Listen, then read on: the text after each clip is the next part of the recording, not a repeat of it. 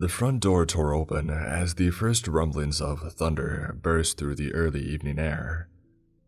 I could barely say hello before my mom threw an arm around my shoulders and tugged me inside. "Bert, Hallie's finally home." I laughed as she pulled my bag from my hand and started fussing over me, brushing my hair back, squeezing my cheeks together. It was a habit that I had always hoped she would grow out of as I had reached adolescence. But after 7 long months away, I had to admit that it made me feel right back at home. "Mom, stop, I'm fine," I insisted half-heartedly. "You're late." She stuck one of those fingers right in my face and wagged it around. "Dinner's been done for half an hour." Her eyes flickered to the front window, where the first droplets of rain had begun to spit from the sky. "And it's about to storm." "Of course it is." I shook my head and chuckled. It was a running joke in our family at this point. Every year on my birthday, it rained, without fail. For as long as I can remember, birthdays were marked by gathering around our dining room table, eating cake and opening presents, all while watching the world drown from out the side window. Thankfully, birthdays were always family events. There were always time for friends, and my parents had told me, but I only had so much time left to spend with them. "Let me put my stuff away, I'll be down in a second," I said, starting up the stairs. With each step, my head throbbed like an overinflated balloon. My early birthday celebration the night before had been a success, but the hangover left in its wake was very wicked. My bedroom sat at the end of the hallway, untouched since I had left for college in the fall. It was a strange little time capsule of old friends and faded memories that by now felt like another lifetime. I smiled and tossed my backpack on the bed. Something delicious tickled at my nose as I made my way back downstairs and headed toward the dining room. My mom's famous jambalaya was another birthday tradition. It sounded like the perfect thing to settle my stomach and my nerves.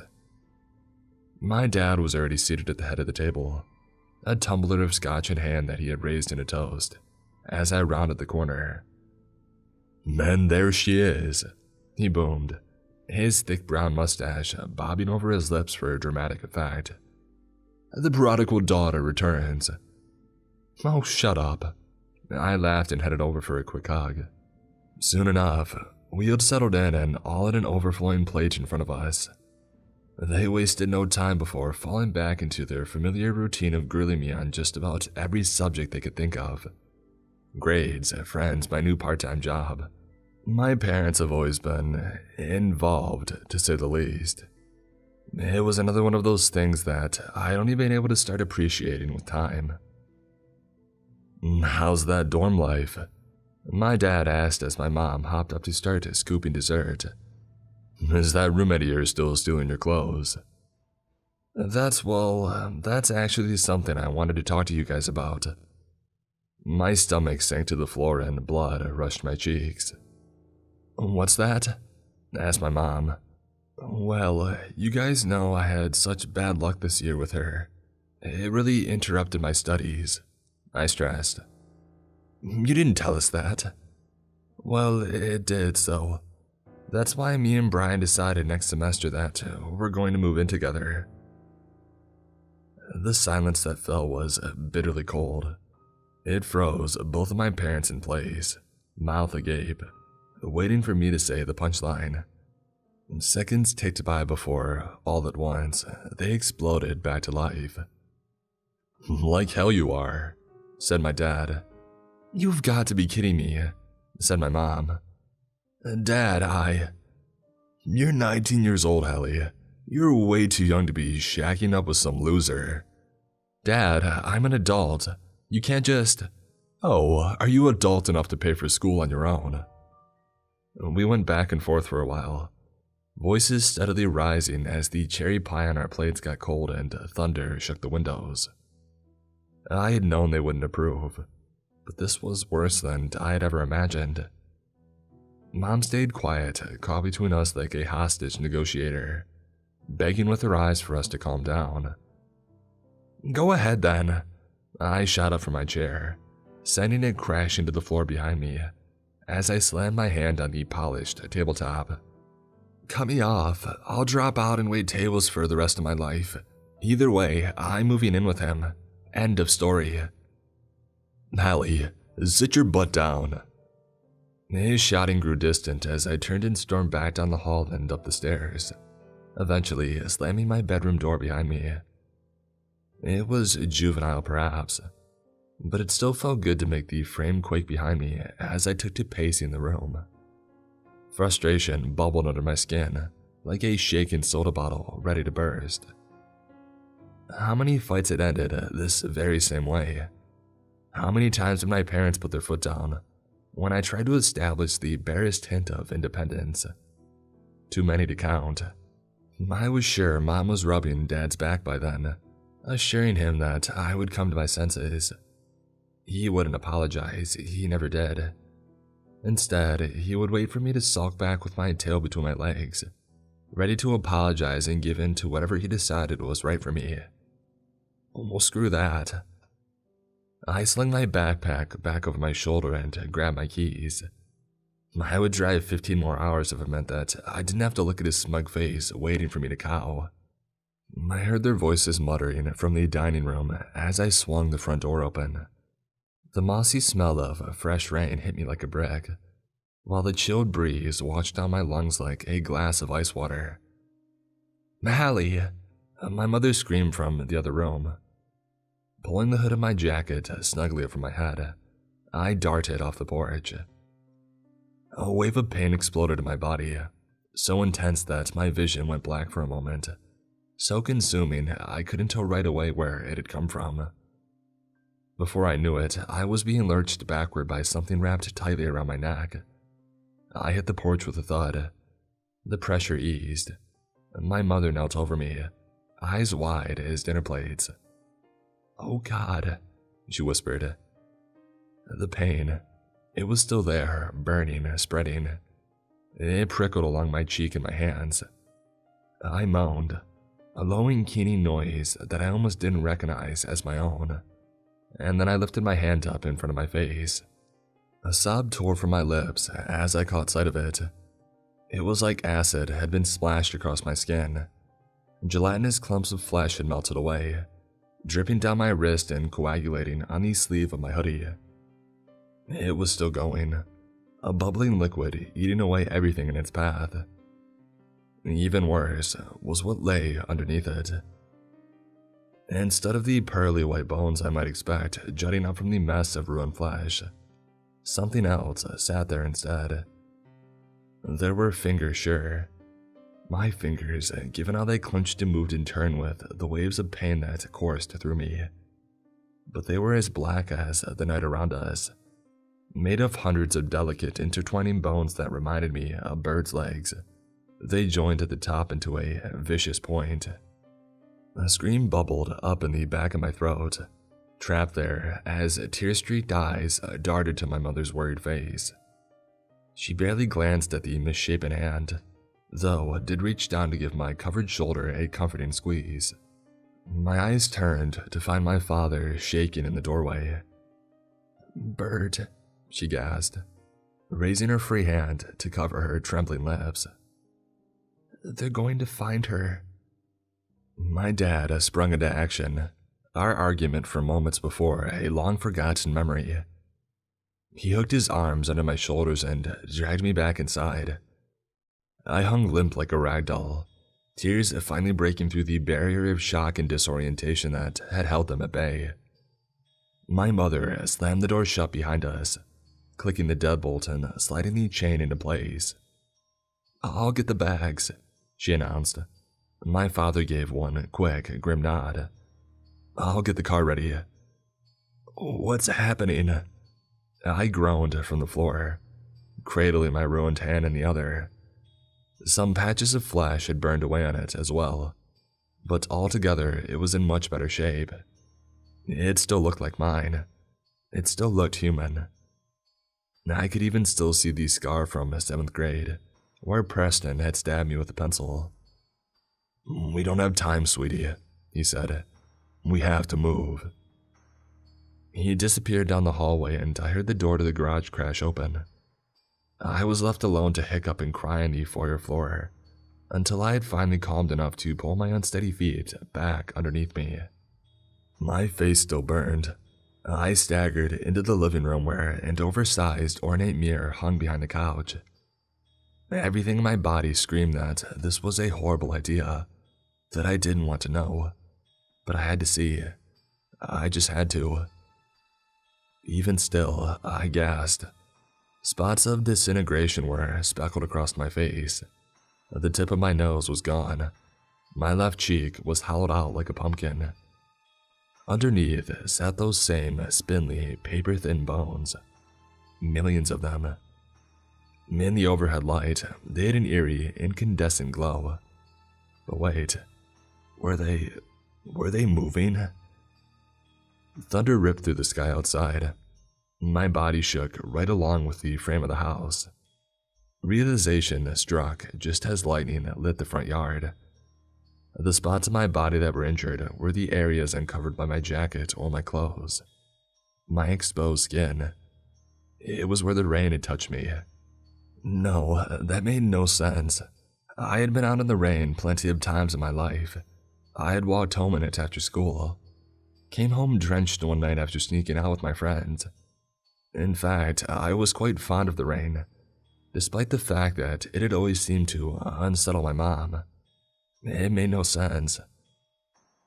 Another crashing sound thudded through the house, almost mistaken for another round of thunder. The storm was right on top of us now, roaring and ripping all around, but no clap of lightning followed. Seconds later, bang! I jumped back, glancing toward the ceiling. Upstairs, my mother raced back and forth. Drawers squeaked open and closed. But no, that wasn't it. "Dad!" I called in a hushed tone down the hall. There wasn't an answer. I couldn't hear him past the hum of the storm. Movement caught my eye in the mirror. I searched for it once, twice. Nothing. A car drove by on the street outside, headlights cutting through the inky darkness of the street. There, palms outstretched down the front window, stood a massive shadow. I spun around. The light quickly flickered away, bathing it once more in darkness. But now that my eyes had found it, I couldn't possibly look away. It wasn't a shadow at all, just a mess of dark, delicate bones. Its eyes glinted beyond the glass, a deep, intoxicating violet. As it watched me, something on its face stretched wide. More darkness lingered in its open mouth, but I could tell it was smiling. I screamed, all the horror that had welled up inside me reaching a shrill, piercing crescendo. My father barreled around the corner, but jerked to a stop when he saw the creature out the window. Its long, spindly fingers curled into a fist and beat against the glass. "She's ours," my father shouted. "Leave us alone." He wrapped an arm around my waist and pulled me back into the foyer. My mother was just descending the stairs, a bag in hand. The glass above the front window exploded inward, showering us in crystalline shards. All three of us darted for the back door. Adrenaline dulled the pain in my hand to a distant ache. My parents' SUV was already running. The back seat, piled high with totes and bags previously tucked away in the garage. I had never asked what my dad had kept stored out there, why the garage was the only room in the house perpetually cluttered. I hopped in the back seat while my parents climbed in the front. I huffed as my father adjusted the rearview. I could see his veins bulging in his arm. My mom's tear-stricken face glancing behind us. "Now, Bert." Her tone was solemn, resigned. My father clicked the garage door opener and shifted into reverse. The door hummed and then kicked to life, groaning as it inched up off the ground. The sound of rain still dancing along the roof above us. I turned in my seat to stare out the back window. We all held our breath. The door was about 3 feet high when the first dark figure wrapped its hands around its base and shoved upwards. Metal squealed against metal as it was pushed further up into the ceiling. My hands darted to my ears, and then I caught sight of my own blackened fingers as they fell back down to my side. Another figure darted in, skittering against the cement, jumping up to rest on our bumper. Behind it was a third, this one more cautious, peeking in under the door and smiling its predatory grin. "Now!" my mom shouted. My dad slammed on the gas and the Ford flew backward. The door hadn't fully ascended. The two creatures still back there jumped to either side. The roof of the vehicle scraped the aluminum door, sticking for a few long, painful seconds before we burst free into the night air.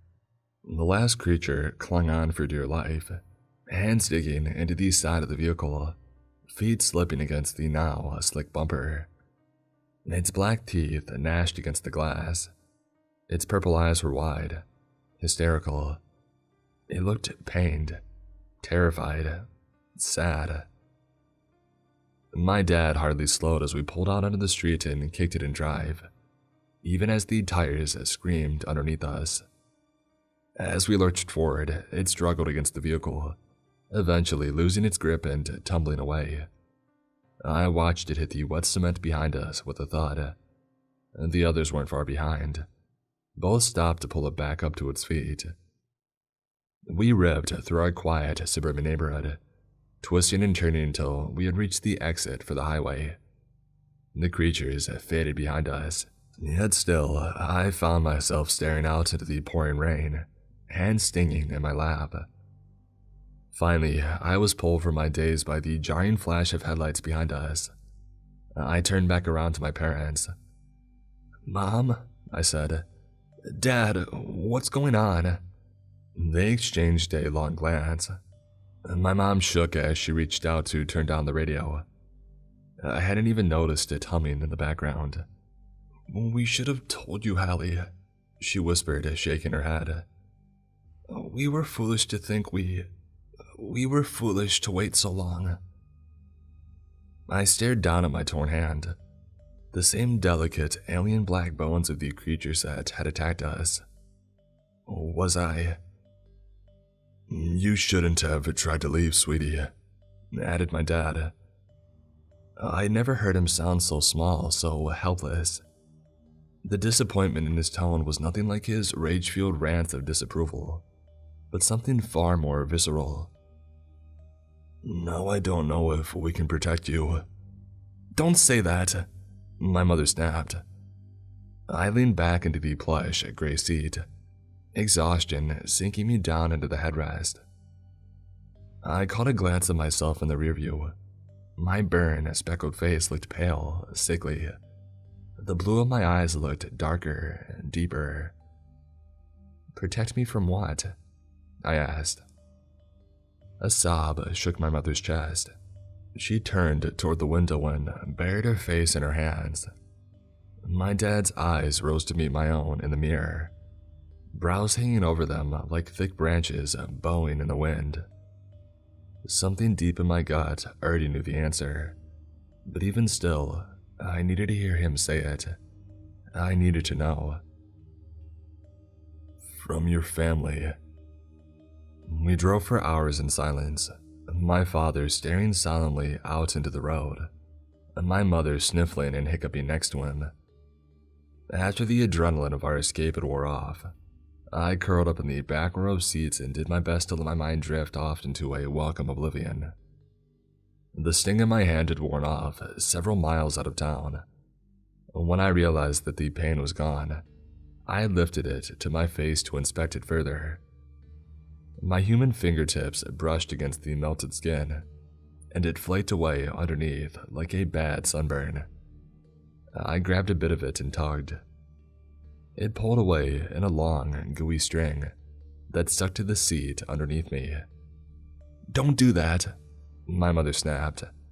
I hadn't even noticed her looking. It all started shortly after they were married, my father had said. back when they had just begun to dream of the wonderful little family that they would have together. "I've heard this story 1,000 times," I had told him, huffing in frustration. "You and Mom wanted a dozen kids at least, but no matter what, it never seemed to happen. You nearly gave up, but the week after Mom's doctor told you that it was hopeless, she got pregnant with me." "No," he had said. "We never told you she got pregnant." I quieted down and let him continue. "We had tried everything at that point. Doctors, of course, but more than that. Faith healers, shamans, wishing on shooting stars. It seemed like every culture around the world had their little spells and charms to help with fertility. But at the end of the day, most of them were full of crap. Until one wasn't," my mom whispered. "It was the strangest thing. Back before we had moved here, we lived in this tiny little town called St. James. Down the block from our apartment was a widow, Mrs. Danby. She was a strange woman, kept to herself. Every single window to her house was covered in blackout curtains. I only ever saw her sitting on her porch when I left for the hospital before the sun rose, or got home in the wee hours of the morning. She always waved, but she never said hello." "We never told her anything," my mom interjected. "Like he said, we never talked to her. I hadn't told her about my issues with getting pregnant. I hadn't told anyone, not even Grandma or Grandpa. I just felt so useless." "Margaret." My dad's voice softened. He reached out to squeeze her leg. "You didn't do anything wrong." "But one day," she continued, "the old woman showed up at the door. Dad was at work and the sun was still high in the sky. In her arms was a dark purple blanket wrapped in a tight bundle. Whatever was inside was moving, squirming." I swallowed down the lump, expanding in my throat. "It was me?" I asked. She let out a long, shaking breath. "Yes, it was you." Road signs had flickered past the windows at that point, announcing our departure from town.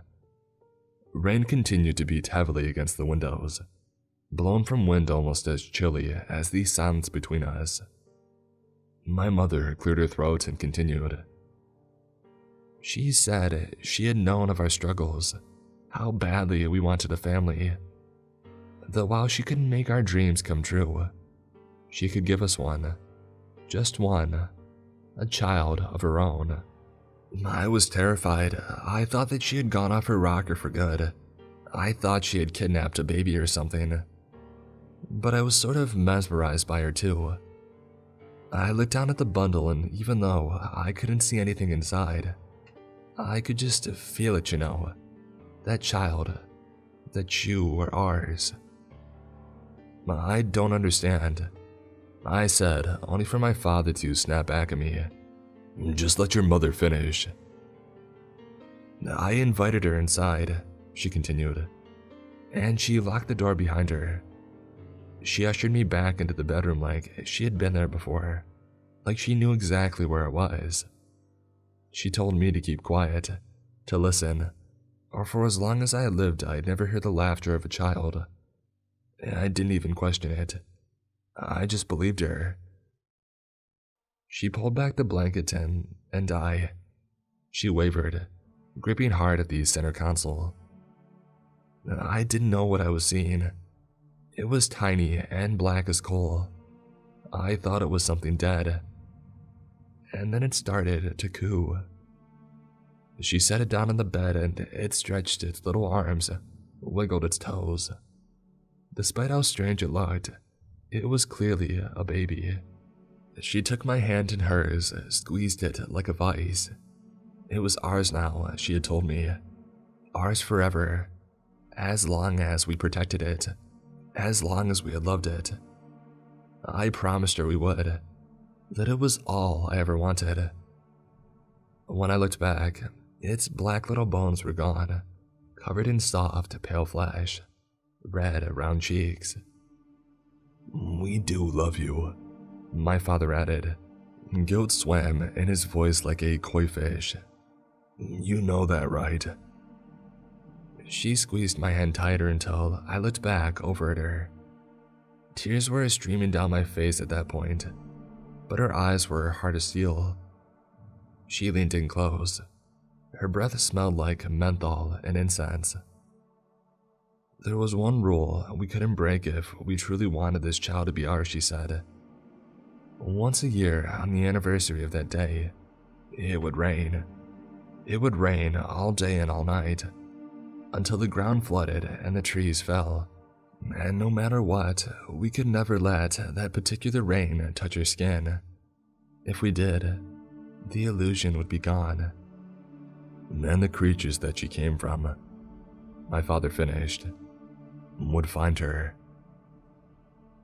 A million questions filled my head, but as soon as each occurred, they drifted back out like a wave receding from the shore. It was too much for my mind to grasp. Somewhere along the line, exhaustion took me, and I drifted off into a fitful sleep. Sometime later, I started back awake, only to find the air filled with my mother's soft snores. My dad still stared vigilantly ahead of us. I couldn't recognize where we were. As I searched the dark night for a clue, I swore I could see shadows flickering along the tree line in the distance. "Dad," I muttered, pushing myself up from the seat with my skeletal hand. The pain it all but vanished. It felt stronger somehow, vibrant, like a current of energy zipped up and down the length of my fingers. "Oh, where are we going?" For a moment, I wasn't sure if he would answer me, too lost in his own grim thoughts and all the encompassing darkness ahead. Finally, he sighed, glancing back at me through the rearview mirror. "We're going to St. Jane's, Hallie.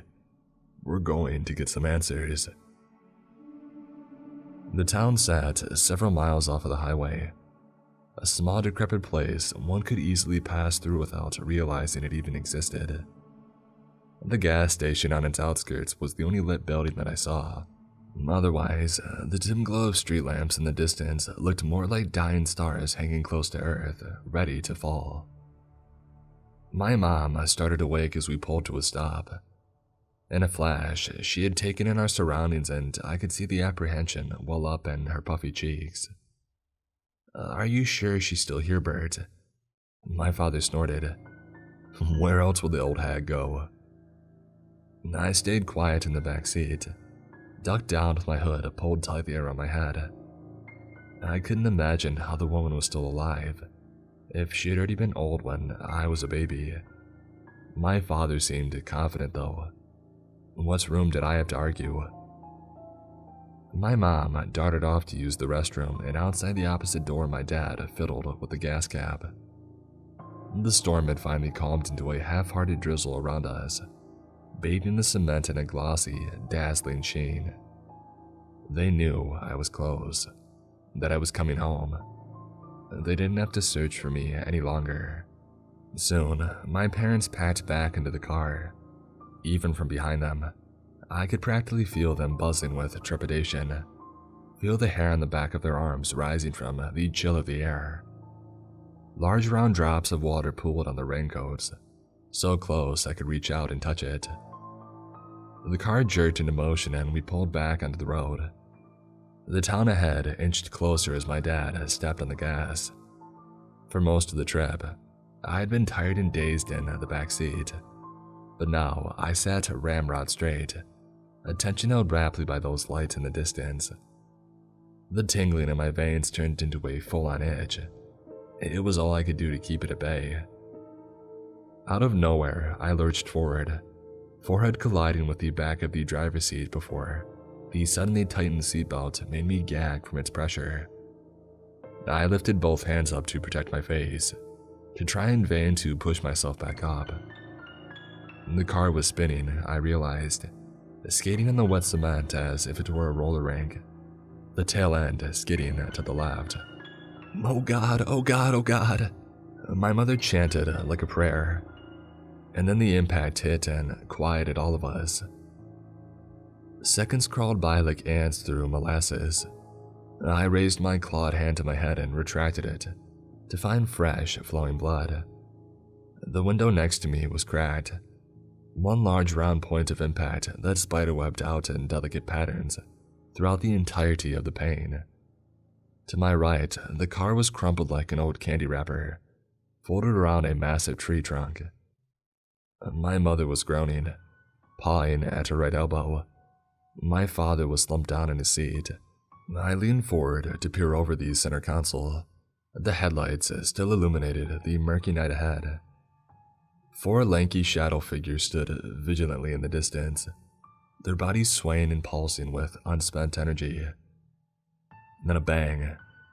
I jumped as something collided with the side of the car. A hand, I realized, pounding against the glass of my father's window. A hand that was black as night, composed of delicate, spindly bones and a 19-year vendetta. Something landed on top of the car and another hand pounded against the windshield. Neither of my parents had come to yet. My mind raced, trying to remember where my father had stashed the gun, turning over the possibility of us getting the car moving again even if we tried. Every train of thought only led back to one cold, hard reality. I couldn't protect them. Not here, not like this. In the distance, the others began to approach. I snatched my hoodie back over my head and pulled the strings to tighten it as far as it would go. My hands wrapped around the door handle.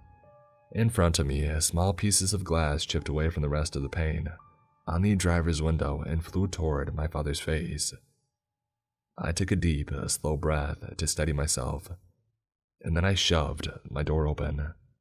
In seconds, I was darting away, wincing as the dripping rain met my skin and sent short sizzles of pain searing through me.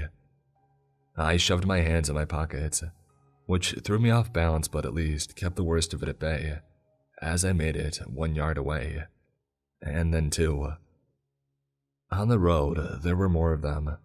One was collapsed on the ground, its long skeletal leg jutting off at a severe sort of angle, with 2 more trying to pull it to its feet. From behind me, a screech filled the air, alerting the others to my presence. I swerved to avoid them, and headed for the trees in the distance. I let out a pained cry as I broke through the forest line. My clothes were growing heavy with the weight of the water soaking into them, shaken off of the overhanging leaves. As it pressed against my skin, the brief bursts of pain turned into a full-on blaze. It was as if boiling water or acid had seeped into my hoodie and jeans and clung like static against my skin. The pain quickly got the better of me, leaving me staggering, jerking my hands out of my pockets just in time to brace against a tree as I started to lose my balance. Its bark bit at my hands, rubbing away the delicate, full skin that clung to it. My vision swayed, nausea bubbling in my stomach like a fizzy drink. I clawed desperately at the base of my jacket and the tank top underneath, anything to make the burning stop. I pulled them up and over my head, crying as my skin clung to them, sloughing off my bones like a layer of dried glue. I glanced down at my body. I couldn't help it. Somehow, I still expected to see red, pulsing organs and pearly, white ribs, but there was nothing of the sort. Only midnight dark bones, hard and protective like an exoskeleton. I fumbled next with my jeans, hands shaking in anticipation of the pain that would follow. Already, the searing sensation from my torso had turned into a dull ache that I longed for across the rest of my body, skin be damned. Everything around me tilted and shivered, but as I kicked off my shoes and shoved the denim down over my ankles, movement from up ahead caught my eye. I stumbled out of my pants and fell backward, hitting the wet grass with a thud. Up ahead of me was one of them, standing regally against the trees. Another emerged from the shadows, and then another. I twisted to look behind them. 3 more were already there. "Don't hurt them," I begged. My own voice was unfamiliar to me, filled with gravel. "Please don't hurt them. I'll do anything Why would we hurt them, dear?" A voice spoke from somewhere ahead of me. I looked back and forth between the creatures, trying to make sense of where those sweet, matronly words had originated from. From behind one of the trees, another figure appeared, short and stooped, shuffling carefully over the uneven ground. Her gray hair stood out like a beacon in the dark night, yet the trees above cast ghastly shadows into the deep-set wrinkles of her face. Her grin was sinister, yet nothing else in her posture suggested a threat. The creatures, my family, parted to let her through. "All they want is for you to come home." One of the creatures approached me. It was slow, hesitant in its movements. It reached a tentative hand out to brush against my cheek. I flinched, but forced my gaze up regardless to meet its violet eyes. I could swear that I saw tears welling up in the corners. Two others moved forward, offering their hands to help me to my feet. Together, we stumbled after Miss Danby as she turned and headed deeper into the forest. Behind me, the injured creature was helped along by the others, and we kept a slow, steady pace with one another. In the distance, I could hear my father screaming my name. The forest was deeper and darker than I would have imagined, growing thick around me with each treacherous step. My feet caught in the underbrush, but for every trip and stumble the creature stood patiently by my side as I recovered. Up ahead of us, Miss Danby moved through the trees with startling ease, despite her advanced age. Her and her companions nearly blended in with the wilderness, an extension of the gnarled bark and twisting branches around us. The thought comforted me, and then instantly filled me with unease as I realized how preposterous that was. Family or not, I didn't belong here. The farther we went, the more that I had to keep reminding myself. I'm not sure how long or how far we walked before the old witch finally came to a stop.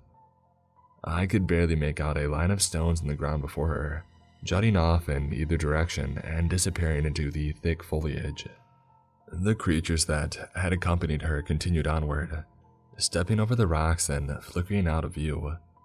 The group with the injured member soon followed. I blinked and then squinted against the darkness. They hadn't just tucked themselves away in the shadows.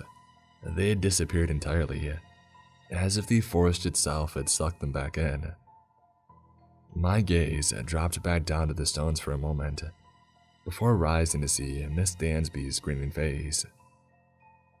"I found them by accident," she explained, gesturing toward the towering trees behind her. "Many years ago, I lost my husband and daughter in a car crash. Overnight, I was left all alone. I took to wandering in the forest. I would walk for hours on end, listening to the wind and the birds, imagining that I heard their voices whispering just under the surface. I was probably mad with grief, but it was like I knew if I just kept walking, I might find them again." "But you didn't," I said, taking a step closer to her. I understood the pull my mother felt to this strange, mesmerizing woman. Even though she spoke in a hushed, intimate volume, each word seemed polished, grand, rolling off her tongue with a conspiratory flourish. "Of course not," she huffed. "They were dead." It was her turn to move forward, floating past me to stop in front of the towering monster to my right. The one who had brushed my cheek looked at me with so much longing that it made my stomach twist. The old woman smiled at it and reached out to clutch its hand, giving it a small, loving squeeze. "But I did find them." "What are they?" Finally, I felt something stirring within me, a hint of dismay that I should have been feeling all along. "You mean," she corrected, dropping the creature's hand to point a finger in my direction. "What are you?" My gaze dropped to the front of my body, the twisted, black bones that had been hiding just below the surface. There were still spots of flesh speckled along my legs and torso, but even that was starting to curl around the edges and flake away. Soon, there would be none left at all. "They don't have a name," she continued. "At least not one that humans would understand. They're simply a part of the forest, a part of nature. They always have been. They live here, tucked away safely behind their barrier." The stones, I realized, they kept them hidden from the world. "They can't leave unless it's raining," I said, voice breathless. Miss Danby nodded, pleased with my assessment. "No, they cannot." That twisting feeling in my stomach became a full-on lurch. Visions of my life at home flashing before my eyes as if on a projector screen. My dorm room, messy and cramped, but filled with laughter and all-nighters. A year's worth of independence. Brian with his boyish smile and crooked front tooth. On our third date, he had asked before he had kissed me, and he brushed the hair out of my face. Mom and Dad, all of our many battles contrasting against how fiercely they loved me, how proud they were of every accomplishment. "I can't leave," I continued. "Not once I'm past the stones." Her grin faltered, though I suspected that was only for my benefit. Despite her compelling performance, empathy wasn't a look that she wore well. "No," she confirmed. "You cannot." "Why?" I snapped, stumbling backward, away from them. The two creatures to my left moved toward me, tension rippling through their taut bodies. "Why do I have to go back?" "It's your home," she answered calmly, despite the hint of hysteria escalating in my voice. "It's where you belong." "Then why did you take me away? Why did you give me to my parents in the first place?" She sighed, a wrinkled hand raising a rest on one of their shoulders. "They're a powerful species. I'm sure you've seen evidence of that. Unlike any other being on this earth, unfortunately, they're ill-equipped to take care of their young. In the past, they lived alongside humans. They had an understanding with the local tribes in the area. The humans raised their young, and they offered them protection. When I found them, there were only a handful left. You tricked my parents. You preyed on their desire for a child. That's sick." My heart quivered like a rabbit in my chest. The creatures sensed my panic. One opened its mouth and let out a garbled roar. It seemed pleading, pained. Pity cooled the rising tide of my anger.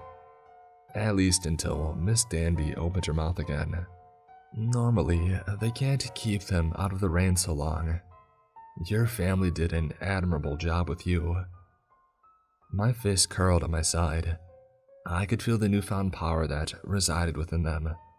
It pulsed, begging to be released. I imagined grabbing the old widow by the collar and darting off into the trees, sinking my teeth into her skin. Bang!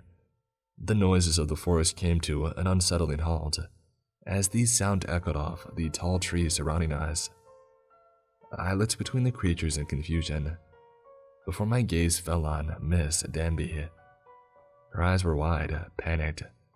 Looking down, a gaping hole in her chest leaked blood down her torso. Behind her, my father trained his gun on one of the monsters. In a flash, they turned to him, screeching. One pounced, pinning him to the ground. The other knelt beside Miss Danby, warbling as it tried to cover her wound. The shock rooted me in place, at least until one of them emerged from the stone barrier, and then another. They darted off to join the battle. "Dad!" he screamed as claws dug into his shoulder, sinking through them like warm butter. In a flash, the long black arm jerked back, pulling his shoulder along with it. Red exploded from the wound. Sinew stretched and did its best to hold on, until my father's arm was separated completely. I stumbled forward in a daze. "Stop," I begged them. "Please stop." The creature at Miss Danby's side rose to face me. I cowered as it stepped closer, the warmth of tears stinging my bony cheeks. "Don't let them kill him. I'll come with you. I'll do anything." It tilted its head. Despite the fact they didn't speak, I knew intrinsically that it could understand me. If only I could say the same about it. It glanced back at my father, now surrounded by 4 of them. There was so much blood. Too much. I couldn't tell what they had done to him. His screams had grown quiet, weak. A sob shook my shoulders. The creature moved like a flash of lightning bursting through the sky. It wrapped its willowy arms around me, scooping me up against its chest. "No," I gasped, beating my fists against it. "Put me down." It turned and darted off into the forest, away from the rocks. It moved quickly, weaving with expert precision through trees and over stones. If the others noticed, if the others followed, we had enough of a head start to outrun them. Rain still leaked out from the sky above, but would soon end. The creatures wouldn't be able to leave. Not for me, not for another year. When we emerged out into the darkened street, I found my mother sitting on the dented hood of the car. It was running somehow, pulled back and away from the trunk that it had slammed into. She had her hand raised to her mouth, chewing anxiously at her nails, her eyes strained red. The creature lowered me to the ground and my mother gasped as she noticed me. She rushed towards us, only to falter as she got close enough to see the creature up close. I covered the distance instead, stooping to throw my arms around her neck. "Your father," she said. "Is he?" "Gone," I mumbled, sniffling. "He's gone." She nodded and stepped back from me.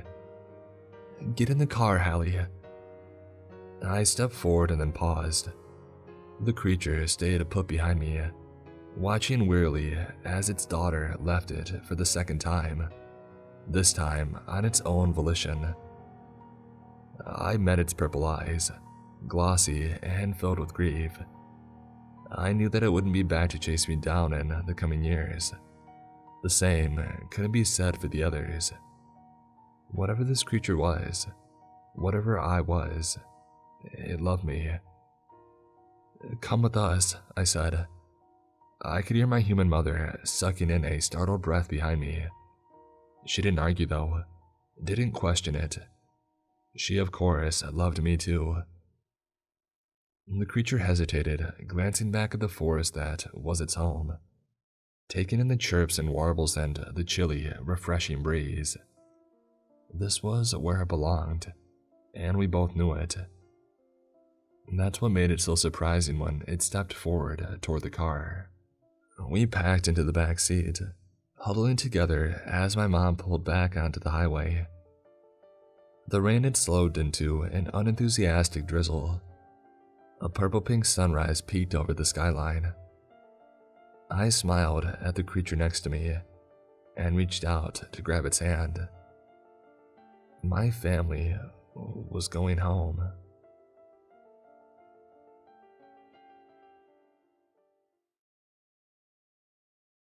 Today's episode is sponsored by BetterHelp. So let's talk numbers. Traditional in-person therapy can cost anywhere from $100 to $250 per session, and that adds up quickly. But with BetterHelp Online Therapy, you can save on average up to 50% per session. With BetterHelp, you pay a flat fee for weekly sessions, saving you big on cost and on time. Therapy should feel accessible, not like a luxury. With online therapy, you get quality care at a price that makes sense, and it can help you with anything from anxiety to everyday stress. Your mental health is worth it, and now it's within reach. With over 30,000 therapists, BetterHelp is the world's largest online therapy platform, having served over 5 million people globally. And it's convenient too. You can join a session with the click of a button, helping you fit therapy into your busy life. Plus, switch therapists at any time. Your well-being is worth it. Visit betterhelp.com/MrCreeps to get 10% off your first month. That's BetterHelp, HELP.com/MrCreeps.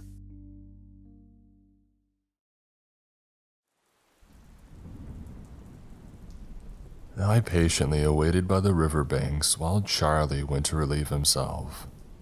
The rain pounded hard towards the poisoned earth, ripping away any life that dared settle in the toxic ground. The waters were murky, the river flowed relentlessly. They had once been so full of life, surrounded by families enjoying their picnics. Now nothing more than a watery grave, destroyed by the ever-present acid rain. It was odd, though, that despite the storm, it hadn't grown in size.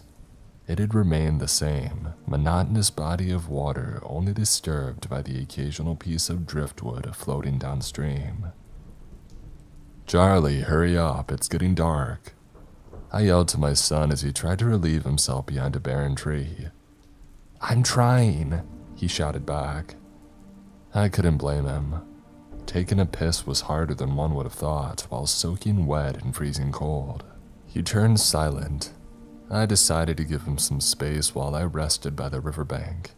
My body had grown frail in the past year after these supplies diminished. Both food and water had become a scarce, invaluable resource. I thought it ironic that we would most likely die from dehydration, all the while soaking wet from the sulfuric rain falling down from above.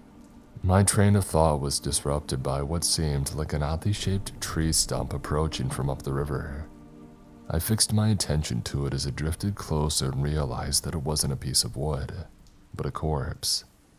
Ah, God, not again, I mumbled to myself. It had been flayed from top to bottom, not an inch of skin remaining on its bloody surface. Behind it followed another dozen dead bodies, all floating peacefully on top of the water, in various stages of mutilation. All were skinned, but some had additional avulsions, missing arms, legs, even heads that had been violently torn from some of their bodies. At that point, their identities were nothing more than a distant memory, an unimportant detail. They all seemed the same underneath their skin, and now they just added to the pile of corpses in the hellscape of a city that we called home. Those people were the brave ones, the ones that tried to leave but they had known the risk. They knew about the Guardians, yet they ventured across the border and now they were just pieces of meat floating with the river. The way their bodies bobbed up and down in the water reminded me in the most morbid way of times long since past, of the days before the rain, taking Charlie to the beach with his mother, teaching him how to swim. I almost let myself smile despite the horrific sight, but I was quickly jolted back to reality as one of the corpses landed on the riverbank, fully clothed and seemingly unharmed. "Charlie, get over here," I called as I ran for the corpse. It was a man in his early 20s, thick long hair and well-fed. Wherever the river had taken him from, he definitely didn't belong in the city. I checked his pulse, barely finding a weak one, and though unconscious, he was definitely alive. "Dad, what are you doing?" Charlie asked. "We've got a live one. Hand me the blanket." Charlie pulled out a soaking wet piece of cloth, hardly protected from the weather by the bag, but it was all that we had. I wrapped the man in as well as I could and lifted him up on my shoulder. "Dad, what if he's like the others?" Charlie asked nervously. "He can't be, he looks too healthy. Help me carry my things while I carry him. We have to get back to the shelter, fast." We rushed back towards the ruin that we had called home for the past day. It only took an hour to walk through the storm, but in my fragile state, carrying someone as heavy as that man put me on the brink of collapse. Once we had finally reached the house, I dropped the man on the driest part of the floor that I could find, and I started a futile attempt at making a fire while Charlie unpacked our things. "Dad, I'm gonna go look for food," Charlie stated, oddly confident. He had become a resourceful kid, but I had little hope that we would find any treasure. Whoever lived there before had to have emptied the place during the second evacuation. "Nah, don't bother. We already looked through this place." As a stubborn kid, he reminded me of his mother, always adamant about finding solutions where there were none. Against my advice, he set off to search the house once more. After a good half an hour, I managed to get a few sparks to ignite a fire. Charlie returned just in time, holding a few cans of beans and a couple of water bottles. "Where'd you find these?" I asked, equally impressed and surprised. "I found them under some planks in the closet," he said, smiling. People had gotten clever during the storm. As food supplies grew short and we lost contact with the outside world, people got serious about hiding their most valuable belongings. In a world where nothing ever grew, where food couldn't be made, gold and money had lost their purpose. "You did good, Charlie. I'm proud of you." The man grunted, starting to wake up. What happened?" he asked weakly.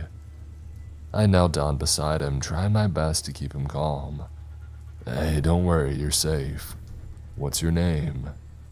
"Peter." "Great, Peter. My name's John. Do you know where you are?" "No, I was out walking. My head, it really hurts." I noticed a gash on the back of his head covered by his hair. It had stopped bleeding, but it was a nasty cut and risk of getting infected. "Was I in an accident? Why am I not in the hospital?" he asked. "Hospital?" I asked back, confused. Before he could continue, he passed back out. I tried to get him to drink some water, most of which he coughed up. Keeping him warm and hydrated was all that I could do while he recovered. Asking for a hospital. He must have been pretty out of it, I mumbled to myself. I turned back to Charlie. He was enjoying his expired can of beans, our first meal in 2 days. Hardly a feast, but that didn't matter. "We need to get to sleep soon, Charlie. We've got a long trek ahead of us tomorrow." "Wait, tell me the story first," he demanded. It was a story that I had told 1,000 times in the past few years, one of the times before the storm. A story about a world that Charlie was far too young to remember, but he had seen a minuscule part of it, and I wanted to keep that glimpse alive, if only as a distant dream. "You want to hear about the sun?" I asked. He nodded happily. "All right, come sit with me. Let's try to get dry before we pass out for the night." We huddled up under the blanket, almost dry from the fire, and for the 1,001st time, I told him about the past. "You know, the sky is blue. Beyond the darkness and thick clouds that we see outside, there's a whole other world without rain, without thunder and lightning. And in the center of it all, we have the sun. It's a bright yellow ball hanging up there, watching over us, keeping us warm. Even now, it's giving us life, but it's not as strong as it used to be. It's hidden, like an invaluable treasure. Many years ago, we lived in the sun with your mother, and we were so happy." I paused for a moment. Talking about my wife was a hard task, considering how we lost her. Charlie didn't remember, of course, but it stung deep inside my chest, like a cold hand wrapping around my aching heart. I sighed before I continued. "She loved taking us out to the beach, endless oceans and soft sand beneath our feet. It was so warm and so bright that we had to eat ice cream just to cool down. Sometimes we even wanted to get wet. We dove into the water, but they weren't dark and grimy. They were crystal clear and blue like the color of your eyes." "But it's all gone now, isn't it?" "I'm sure it's out there somewhere. and I promise you, as soon as we can find a way past the Guardians, I'll take you there. You'll see the sun again, Charlie. I promise." I talked more about his mother until he fell asleep. As much as it pained me, I felt it important that he knew what a wonderful woman she was. As night fell over us, the storm worsened, turning from heavy rain to a murderous blizzard. As usual, I found it hard to sleep, always worrying the house might collapse as so many buildings had. But Charlie slept blissfully, too young to comprehend the true dangers of the world. "Dad, Dad, the man is waking up." I awoke to Charlie shaking me. Though I was usually a light sleeper, I somehow barely came to, even as Charlie yelled. Peter was coughing and begging for water. After spending the whole night unconscious, he was finally coming back to it. Water, please," he said. I helped him sit up to drink. "How are you feeling?" "Oh man, I'm still here. I thought it was all a dream," he said as he looked around the room. "Are we in an abandoned house or something?" "Well, Peter, it's not abandoned anymore," I joked, stupidly trying to brighten up the mood. "Shouldn't I be in a hospital?" he asked again. I was confused, but he had suffered a fairly traumatic head injury, so I let his question slide while I started breakfast. I cooked up some beans and offered them to Peter. Without supplies, I couldn't do much for his wound, only observe and hope a fever didn't fester. "Do you know where we are?" I asked, trying to get an idea of his state of mind. "I don't know. I don't remember anything other than walking around. I was heading for a picnic, I think, and then there was a bright flash, and the next thing I know, I wake up here." "A picnic?" "Yeah, it's been the warmest summer in years, they say. I wanted to enjoy the weather, but by the look of that rain outside, I guess that didn't last very long." Warm summer picnics. It had become clear how confused he really was. "We're in Greenville," I said.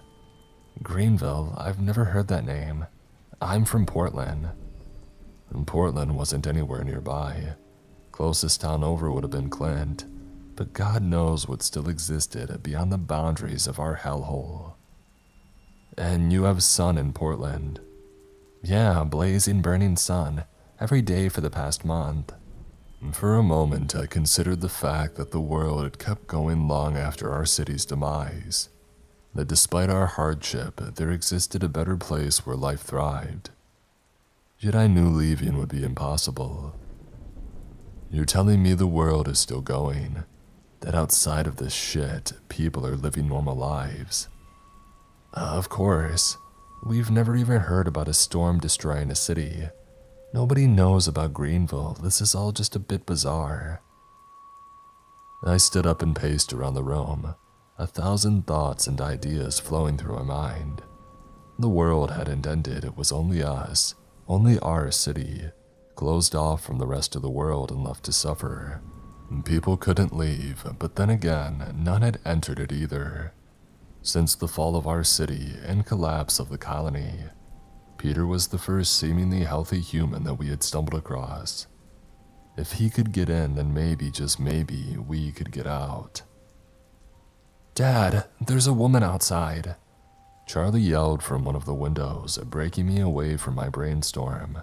"Stay back, Charlie," I demanded as I rushed outside, Peter getting up and following suit.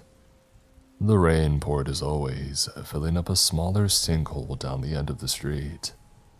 Most houses had long since collapsed, and those that still stood were slowly being etched away by the acid. A woman stood in the middle of the street with her back facing towards us. She wore nothing more than a light dress, hardly providing protection from the horrific weather. She had been hurt, leaving an exposed wound on her left shoulder, no longer bleeding but oozing with thick yellow pus. "What the hell is she doing just standing there?" Peter asked. "Hey, don't get close, let me deal with it," I responded. I walked up behind the woman. The veins on her arm were protruding out, marking an infection that was growing up towards her neck. She was on the brink of sepsis and would soon perish. Without hesitating, I pulled her head back by her hair. As I did, I also lifted up my hunting knife and I cut her throat. "I'm sorry," I whispered as blood poured down her newly created orifice. She didn't even react as she quickly bled out. Seconds later, she had died. "Holy shit, what the hell did you just do?" Peter yelled from the house. He stood frozen in fear, staring at my bloody hands. He didn't understand what I had just done. It then dawned on me that Peter truly came from a better place, one without the daily horrors that we faced. "I set her free," I responded, already out of breath. Peter turned to run, but I gave chase. Despite my malnourished body and wasted frame, I was far faster in the rain and I quickly pinned him down. "Let go of me, you're crazy," he yelled. "Calm down, Peter, I can explain." "Explain what? You just straight up murdered someone," he continued. I let him go, causing him to slip onto the muddy wet ground. I kept my knife pointed at him, forcing him to stick around a little bit longer. "You really don't know what's going on here, do you?" I asked. Please don't kill me. Just tell me what the hell you want." "Of course I'm not gonna kill you. You're not empty, not like them. Not yet." I flipped my knife around, gesturing for Peter to take it. "Now that I'm unarmed, you're going to listen." He took the knife, clutching onto it with shaking hands. It put me in harm's way, but I felt safe nonetheless. Peter wasn't from around Greenville.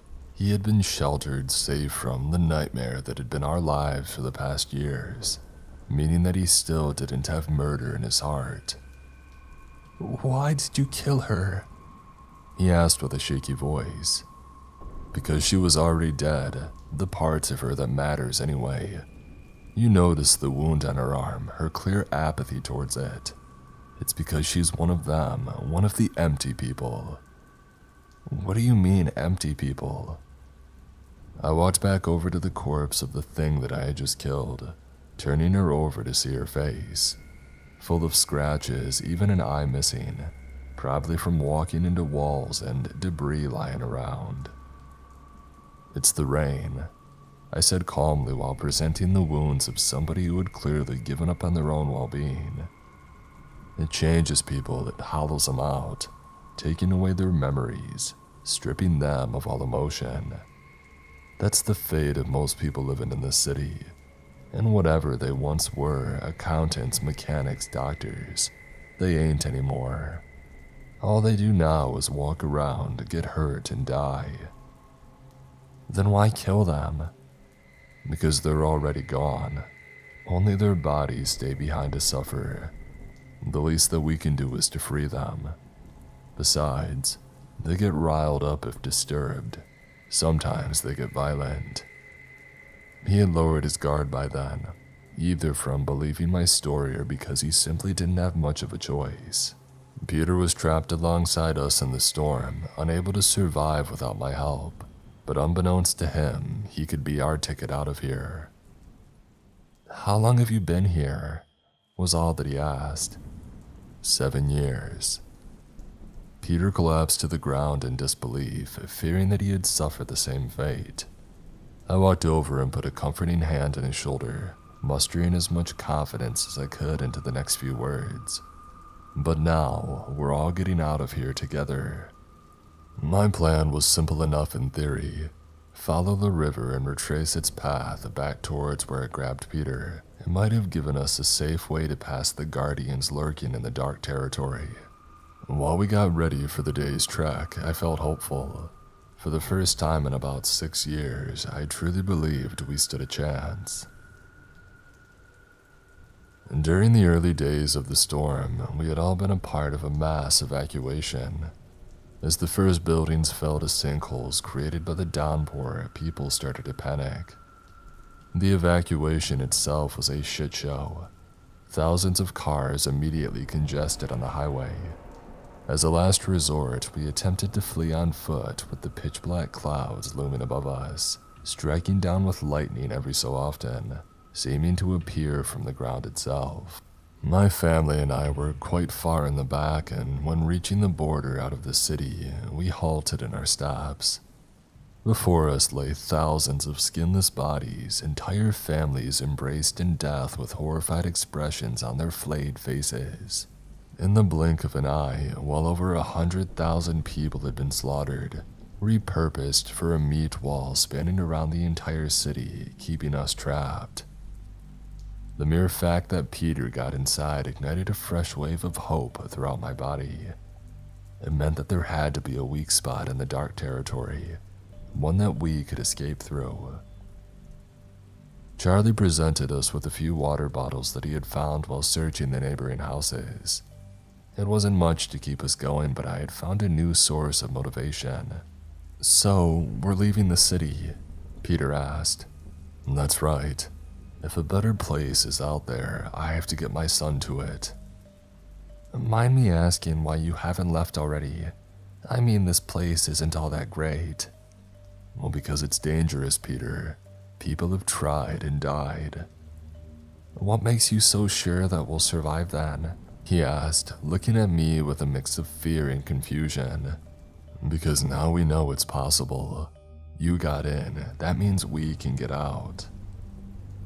A few more bodies had landed on the riverbank where we found Peter the day before. Unlike him, they were beyond saving, flayed and mutilated like all the others.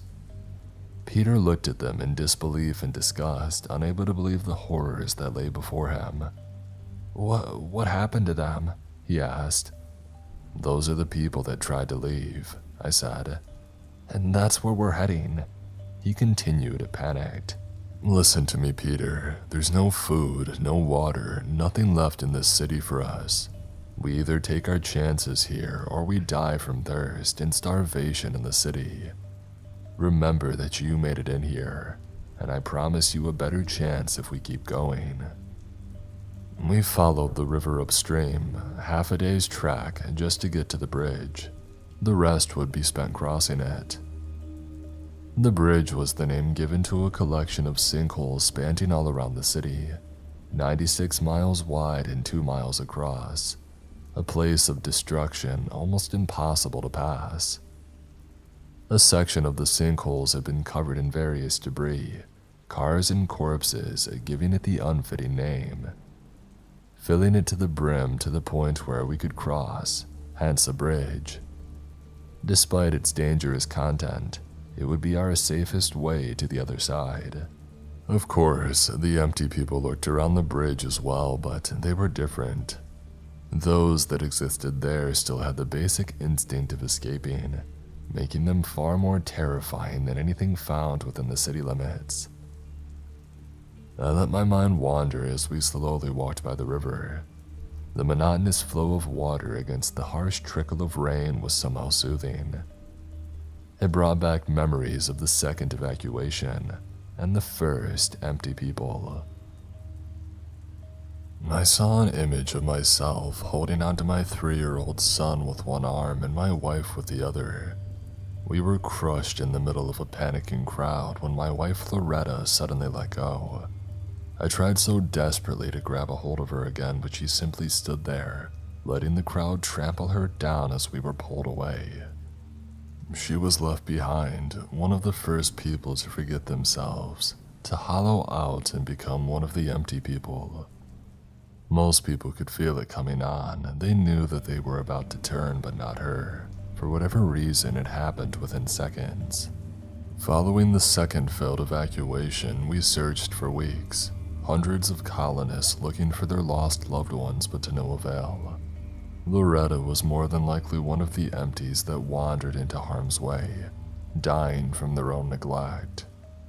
"Dad, what are you doing?" Charlie asked me as I snapped back to reality. I had stopped moving, lost in my own thoughts, unable to react with the outside world. "Dad!" "John!" Peter chimed in. Finally, I managed to get a hold of myself. I'm sorry, I just needed to catch my breath, I lied. Let's keep moving. Another hour and we finally reached the bridge. Before us, we saw an endless collection of sinkholes partially filled with solid debris. Dozens of bodies littering the pits among a few surviving stragglers. This isn't exactly what I had in mind when you said that we had to cross a bridge, Peter said. The river ran straight through the sinkholes, dragging parts of its foundation with it. We had to keep a certain distance away from the river, lest we get dragged away with everything else. This is more like a hole if I'm entirely honest, he continued. I kneeled down beside my son. This would be his first time crossing the bridge without my help. On each prior cross he had been too young and I had carried him on my back, or I had him wait back at the colony. Now that the colony was gone and I was too weak to carry him, he would have to manage on his own. You ready to do this, Charlie? I asked. He nodded, as brave as he had ever been. Listen, there's bound to be a bunch of empty people stuck in the debris. It's going to be dangerous. These empties are different from the ones that we've seen in the city. They'll call out for help, they'll beg and bargain, but don't let that fool you. There's no fear, sadness, nor anger in their voices. There will be no urgency even as they lay there bleeding out. So whatever happens, do not approach them, I said, looking back and forth between Peter and Charlie. They both nodded, confused but diligent. We tied a rope between the three of us. Walking 10 feet apart would ensure that if one of us fell into a pit or sank into the unstable ground, the other two could pull them back up. Charlie, being the lightest, walked at the back of our small group while I led the charge. It only took a couple of 100 feet before we saw one of the empty people trapped in a crushed car. Emaciated and pale, probably stuck there for the past year, waiting for someone to pass. It pleaded and begged for us to help, asking in the most apathetic voice possible, completely rid of any emotion. Don't go to the other side without me. I'm fine, I'm fine, I'm fine, it said. Another one we passed had just impaled itself on a piece of debris, bleeding profusely. Within an hour, it would be dead. Yet it kept talking as if nothing had happened. Its words making sense, but the emotion behind them non-existent. Hey, take me with you, please, please, please. It doesn't hurt, I promise. I'll be okay. Peter looked with concern at the trapped creatures, worried and sorry about its pitiful fate. Let it be, I ordered. We can't help them. He complied and we kept walking. John, how about you tell me how all of this happened? Peter asked. I shrugged his curiosity off. It wasn't a memory that I wanted to dig into. We're better off focusing on the rough terrain. We ain't got time to talk. Well, alright, how about a short summary then? I sighed, already out of breath from the rough trek across the bridge, ignoring him initially, but he kept trying. He wasn't going to let it go. They said the storm would pass in the week. I finally uttered after about the 10th time that he had asked. We did as we were told, holding up inside of our home, stocking up on food and water as the worst passed. Only it never did. And after a month of the acidic rain etching away at our once friendly city, buildings started collapsing, sinkholes swallowed the roads, and people died. I sat down on a rock, trying to catch my breath. Talking while wandering was a painful task. And then the people started acting strange. We would find men, women, and children just wandering through the streets at night, wearing nothing more than their nightgowns to protect them from the pouring rain. They had this look in their eyes, as if they weren't aware enough to care about their surroundings. Sometimes they would even get hurt, break a leg or rupture an artery, yet they just kept walking aimlessly around, ignoring our pleas to just come back inside. Peter stepped in front of me. Is that what happened to your colony? he asked. Our colony was formed after the first 6 months. We had gathered as many resources as we could, non-perishable foods and water. Since only 1,000 people survived the first 2 evacuations, we figured we would be fine for a few years at least. But the rain kept pouring. We had lost contact with the outside world, and anyone brave enough to venture into the dark zone ended up dead. We were trapped, scared and running out of supplies faster than we had anticipated. You know what happens when there's no system to keep people in place. Peter shook his head. I got back up on my feet and we kept moving. Well, let's say the empty people weren't the only ones losing their sense of self. A small group of empty people started getting close. They had miraculously navigated across the bridge without getting impaled or hurt by the various debris. They kept mumbling nonsense as they walked past. The only word I could make out was salvation. Let 'em be, I demanded. Parker kept inquiring about our situation. So you've been stuck here for the past 7 years, he asked. Yeah, that's right. 7 years since the storm began in 2020. Peter stopped dead in his tracks, halting our progress. What the hell do you mean 2020? The year, what else? I asked, confused. You're saying the storm started 7 years ago in 2020, making the current year 2027. Well, by my estimation, yeah. It's been a bit hard to keep track, but I'm pretty sure we're either in July or August. Why do you ask? John, it's only 2019. I chuckled at the absurd statement. Listen, Peter, you hit your head pretty hard. It's understandable that you're confused. Look at me, John. I was born in 1995. Do I look like I'm in my mid-30s? He asked. He didn't.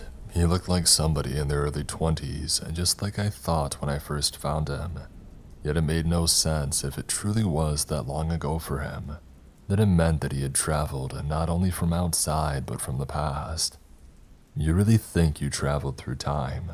I asked, sounding more condescending than intended. Well, is that less likely than a storm lasting 7 years? People turning empty and mysterious guardians hindering any escape? He asked back. Despite my disbelief in his statement, he had a point. But that means, I stopped. Means what, John? It means the world truly is gone. Well, then how did I get here? He said, getting more agitated by the minute. I don't know, but the plan stays the same. We keep moving across the bridge. Towards what? Certain death, to be flayed by the guardians like the pile of corpses back at the river. I don't know, I shouted back, loud enough to attract the attention of the passing empty people, most stuck in debris by then. Peter got quiet. But do you have a better plan? There's no food left, no water, nothing. You want to go back? We'll die before we find shelter again. So my plan remains. We're following the river, and while we do, we desperately pray to any god that you can think of that we somehow manage to find out how the hell you ended up here. He just stared at me. 7 years, Peter. My son grew up not knowing the warmth of the sun, and I'll die before he gets stuck here for the rest of his life. While I frantically yelled in anger, one of the empty people got close enough to grab Charlie. I had lost focus and just stared at him in complete apathy. For a moment, it didn't matter what happened next. Help me, help me, help me, let's stick together. It begged as it pulled him towards a pit. I just stared. Dad, help me! Charlie cried, but I stared on, unable to make myself move. John, what the hell are you doing? Peter shouted as he ran over to help Charlie. Finally, I snapped back to reality, immediately pulling my knife out, pushing the creature away from my son while impaling it through its eye. As it fell over dead, Charlie cried for the first time in years, and Peter turned to me with an angry expression on his face. John, why did you just stand there? He shouted. I don't know. I rushed over to console Charlie, but he pushed me away. I lost myself for a moment. I can't explain it. We didn't have time to discuss it. Darkness loomed over us as nightfall approached. After catching our breaths once more, we rushed the last few hundred feet across. We desperately needed to find shelter before another blizzard set in. No sooner had we set foot on the edge of the bridge before a brilliantly bright light appeared on the horizon. It was unlike anything that I had seen since the beginning of the storm, approaching as a blue sun lighting up everything around us. The light looked as cold as ice, yet it warmed us more than anything had for the past 7 years.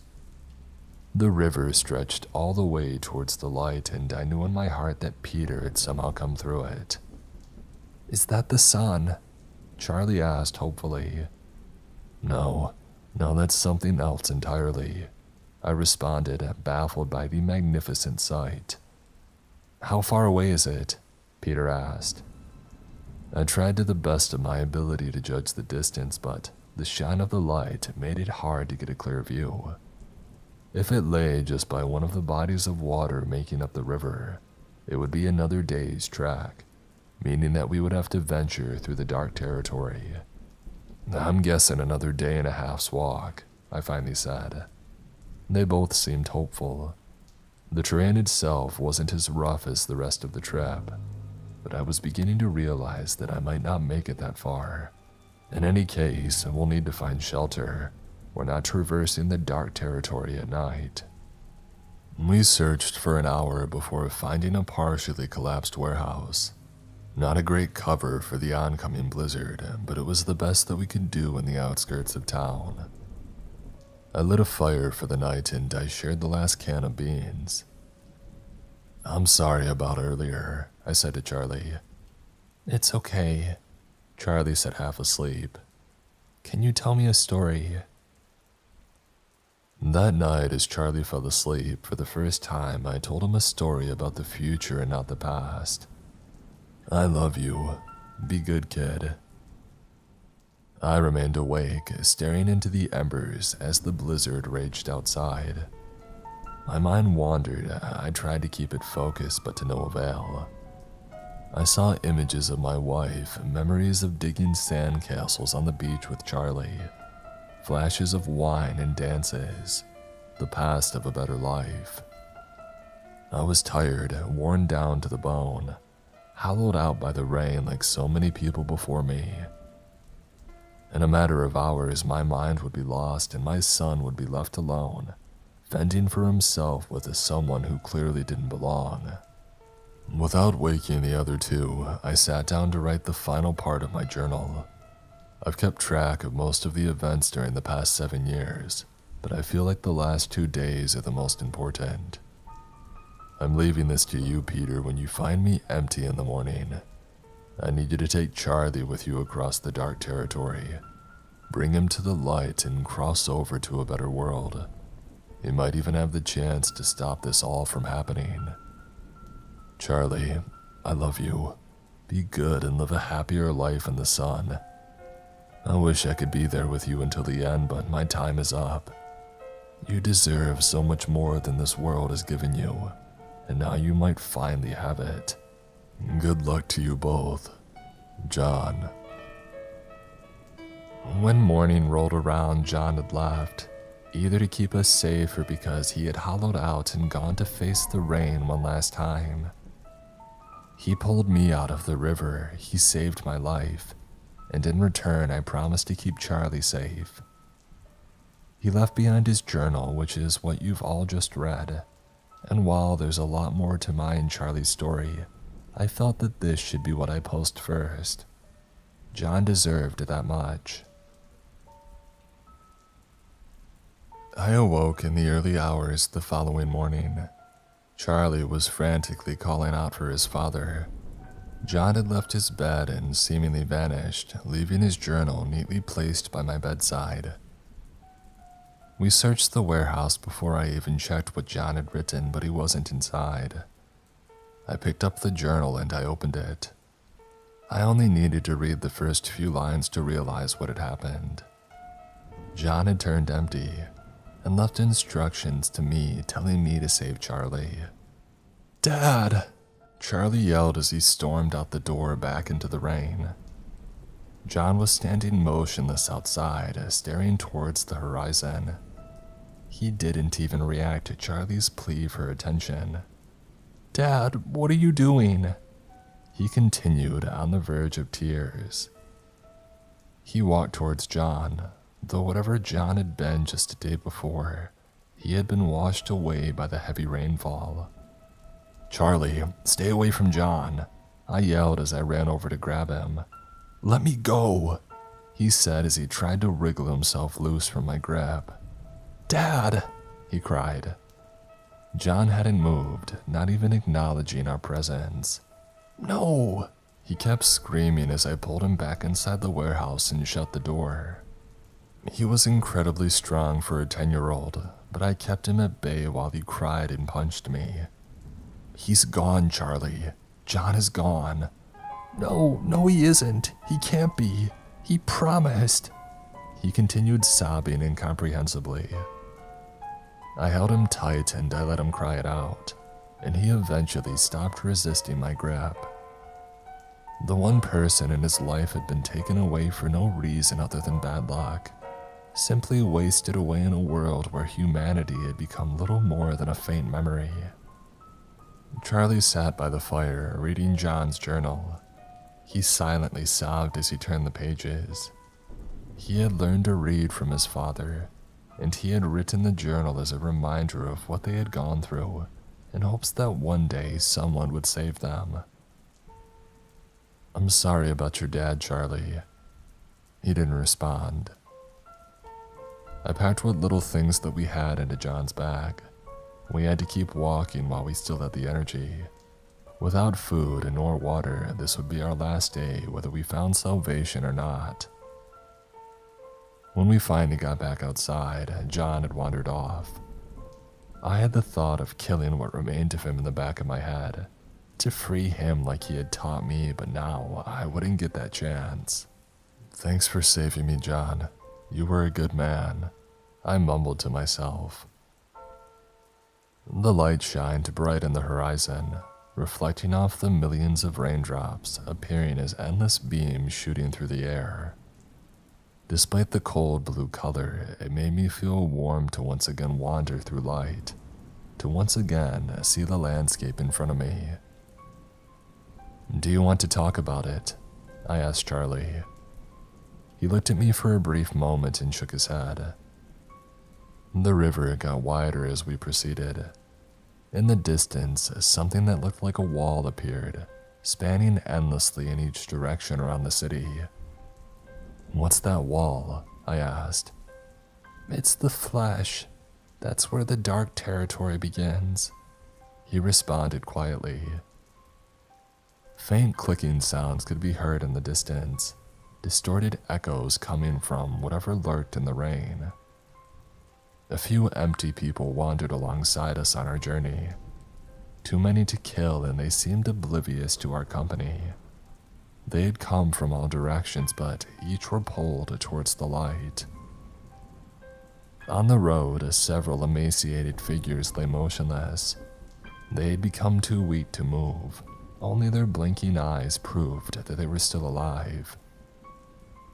When we got close enough to see the wall, I could make out figures. Limbs, viscera, and torn flesh that made out the majority of the wall. Charlie barely acknowledged the horror before us, unafraid and apathetic to it. If he was just a brave kid or on the brink of turning empty, I couldn't tell. Some of the empties were attempting to climb the wall, but its slippery surface caused them to slip and sink into the meat-filled mass. The only opening was by the river. Piles of dead people littered the water, but the wall wasn't as thick around it. We could pass easily through. As we walked around on the riverside, the clicking got louder. It was rhythmic and split up into intervals. Though I couldn't exactly determine its origin, it came from several directions as if something was communicating. On the other side of the wall, we were faced with a new type of nightmare. The entire land had turned into an impossible fleshscape, with what appeared as muscles, tendons, and blood vessels covering every inch of its surface. A single empty person made it above the wall and wandered across the flesh. Tendrils entangled in vessels reached out from the ground and grabbed onto the empty, pulling them down to the ground, slowly consuming and merging them with itself. "How are we going to get through here?" I asked. Charlie didn't respond. He simply climbed down from the wall, wielding his knife. A few tendrils grew from the ground, wrapped in veins, but Charlie slashed at them with his knife, causing blood to spurt out briefly before it fell to the ground. "Charlie, what are you doing?" "They can't get us if we keep moving," he said. "You've been here before?" I asked. "One time." I climbed down onto the flesh-covered surface. It felt warm to the touch, gently bouncing my feet with each step. A tendril reached for me and I slashed it off with ease. It was slow for sure, and as long as we kept wandering, we would seemingly be safe. The light was still a few hours away, but it had grown to a tremendous size, a brilliant blue globe lighting our path to salvation. We kept close to the river. If John had been right, we simply needed to follow it all the way to the light. Every now and then, a body, limb, or viscera was pulled from the fleshscape and floated downstream towards the city. The clicking was getting closer, but I was just starting to realize that it didn't come from any direction in the distance. It was coming from underground. That's the first time I noticed how the ground twitched and contracted in response to our steps. It hadn't occurred in the early stages of the dark territory, but now it had become impossible to ignore. "Charlie, hold up." "What?" We both stopped walking, but the twitching continued, going from minor tics to violent spastic contractions. Some muscle fibers in the ground opened up beneath our feet, and we pulled away towards the river. "Watch out," I yelled. "What's happening?" he asked back. A tall figure dug itself from the ground, towering 15 feet tall, 2 legs and a torso but without arms or a head. Its skin seemed charred black, vesicles covering the majority of its surface. It emitted the clicking sound that we had heard, calling out for the tendrils which emerged from the ground in response. It held onto the ground with its legs, claws sticking out from all sides of the stumpy appendage. "Run," I ordered. I grabbed Charlie and headed straight for the river. It was the only place that I could think to hide, and since the flesh didn't grow much into the water, I hoped it could incense us there. The creature wandered across the meat-covered land, turning its charred torso around while searching for whatever had awoken it, looking for us. Beneath the pitch-black skin of the creature, a couple of lids tore apart, revealing a single, completely white eye with a minuscule pupil darting rapidly around in its socket. We lowered ourselves into the water, hoping the creature wouldn't notice us. As long as we didn't touch the flesh, hopefully it could incense us. "What the hell is that thing?" I whispered. "It's a guardian." The commotion had attracted a couple of empty people, both relatively unharmed even on the fleshscape. The ground twitched beneath their feet as they approached the creature. It observed them for a brief moment before grabbing one of them with a foot, and in a single, swift movement, it tore the empty person in half. Its leg then started expanding, and its flesh wrapped around the half that it still held onto. Within a second, the skin had been seared off by acid, seeping out through the bursting vesicles on the creature's skin, after which it dumped the flayed person to the ground, letting the flesh fuse together. After less than a minute, both empties had been flayed and consumed, and the creature seemed content, but the original disturbance caused by us still lingered on its mind. and it kept searching while we hid quietly in the river. We must have hung on to the edge of the river for an hour while the creature searched, all the while its eye remained open, unblinking, desperately looking for intruders.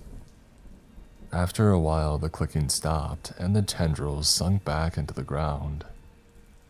After the last tendril had disappeared, the guardian closed its eye and simply started sinking back into the ground, leaving the surface monotonous and empty once more. Relieved, I let out a sigh. The river, despite its strong current, would be our safest option proceeding ahead. Alright, we better keep moving, but we can't walk on the land anymore. Those things can sense our touch. Charlie nodded, shivering from the freezing water. But while the fleshscape stretched endlessly far, impossible to traverse, the light itself was close within reach. If we kept moving, we would be there in an hour. I dug out a rope from our backpack and tied it between myself and Charlie.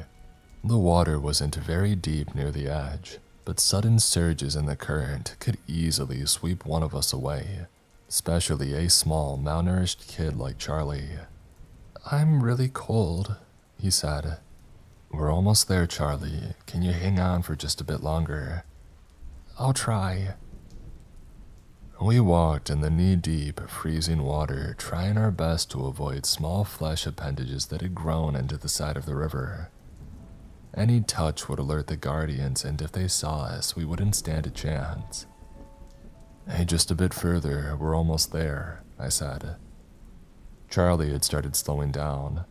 As skinny as he was, on the brink of starvation, he simply couldn't keep retaining much heat. "I'm tired," he said. "Don't give up, Charlie," I begged. I felt him tug on the rope behind me. He had almost come to a complete standstill. Without any better option, I lifted him up and put him on my back. We were so close.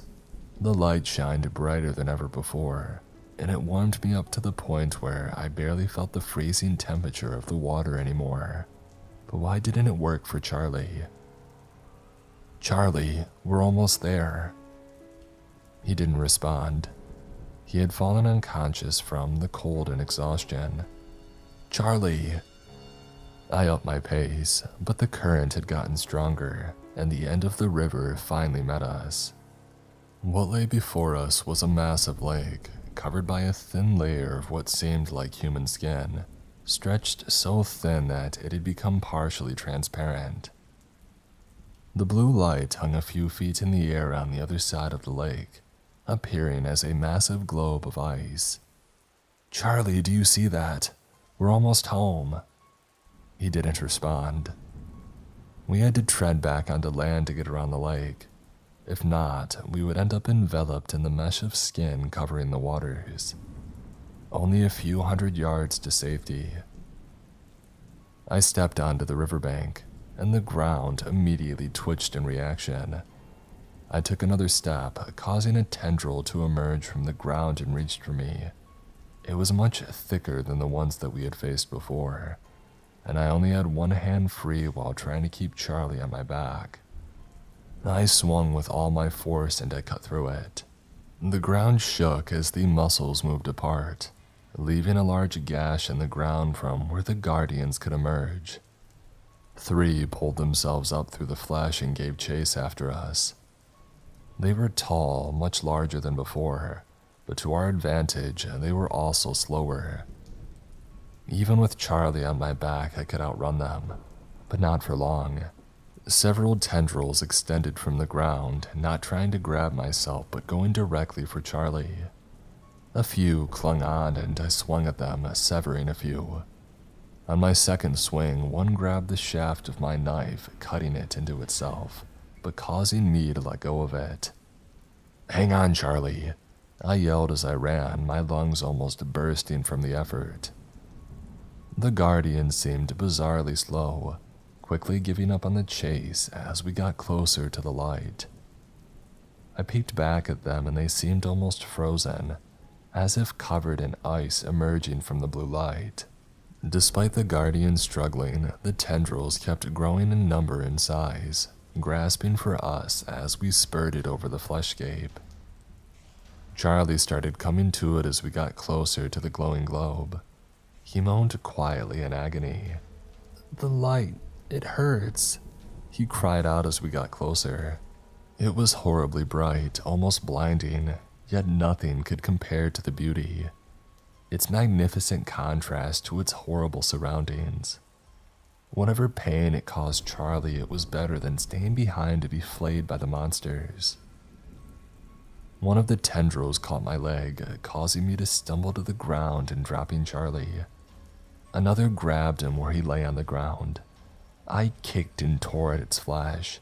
Finally, it let me go, but it had grabbed Charlie around his neck, choking away the little life that he had left. Even with all my force, I couldn't tear it away, and as a last resort, I simply bit it. A metallic taste filled my mouth as blood spurted from the twisted appendage. I spit it out and lifted Charlie off the ground. My muscles burned and my joints ached, but I kept moving, dragging my beaten body across the ground. I got a bit further before collapsing to the ground. The light hung just a few feet above us, but I couldn't bring myself back on my feet. I reached out my hand, trying to grab the light, and suddenly I felt the ground give in beneath me. We were being lifted up towards it. "We made it, Charlie," I said, on the brink of passing out. The blue light started enveloping us. All the pain and fear that had filled my body started to vanish.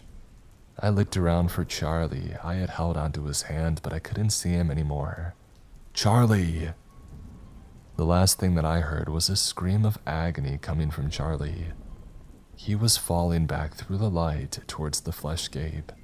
I frantically tried to grab onto him, but the light was too bright. I couldn't see, I couldn't hear, nor feel at all anymore. It was as if the world had been erased and myself with it. And then I fell. Even now, I can't tell how far I fell. It could have been a few feet, it could have been miles. All I remember is hitting the ground hard, my body breaking as I landed in a different world. I lay motionless, unable to breathe. As my vision returned, I saw a brilliant blue sky, cloudless, only decorated with our yellow, majestic sun. I laughed. I was back. I was safe. After a horrific ordeal, I could finally rest. And with that, I let myself pass out. They found me lying in the middle of a football field. 2 broken legs, a few ribs, and multiple vertebrae. Bruises, torn ligaments, and a punctured lung. I had been beaten up quite badly by the fall, but despite it all, I had survived. "Charlie, we made it," were my first words as I awoke a couple of days later in the hospital. "Who's Charlie?" the doctor asked as he checked my vitals. "The kid I came through the portal with. Where is he? Where's Charlie?" The doctor laughed. "Your name is Peter Matthews, correct?" I nodded my head, pain radiating down my spine. I asked him again about Charlie, mumbling something about the portal, and asked if the rain had come yet. I was high on pain medication, so the doctor initially shrugged off my weird questions. "Charlie never came with me through the portal. I remembered his screams of agony, letting go of his hand, and it dawned on me that he had stayed behind, left to suffer in the rain. They had found me alone. A witness said that I had simply appeared in the middle of the field. According to my injuries, they believed that I had fallen quite a distance, but from where, they couldn't tell. At the moment of writing this, I'm still cooped up at the hospital. I've tried searching for John and Charlie online, but without their last names, it's a futile task. Not to mention that Greenville is an extremely generic town's name. I owe them both my life, and in return, I ended up losing them. So I'm writing this in their honor. They gave me a second chance at life, returned me to my own life. Though if the storm truly begins in 2020, we might not have much time left. John, if you read this, Believe me when I say this is going to happen, and get out of Greenville. Save your family while there's still time.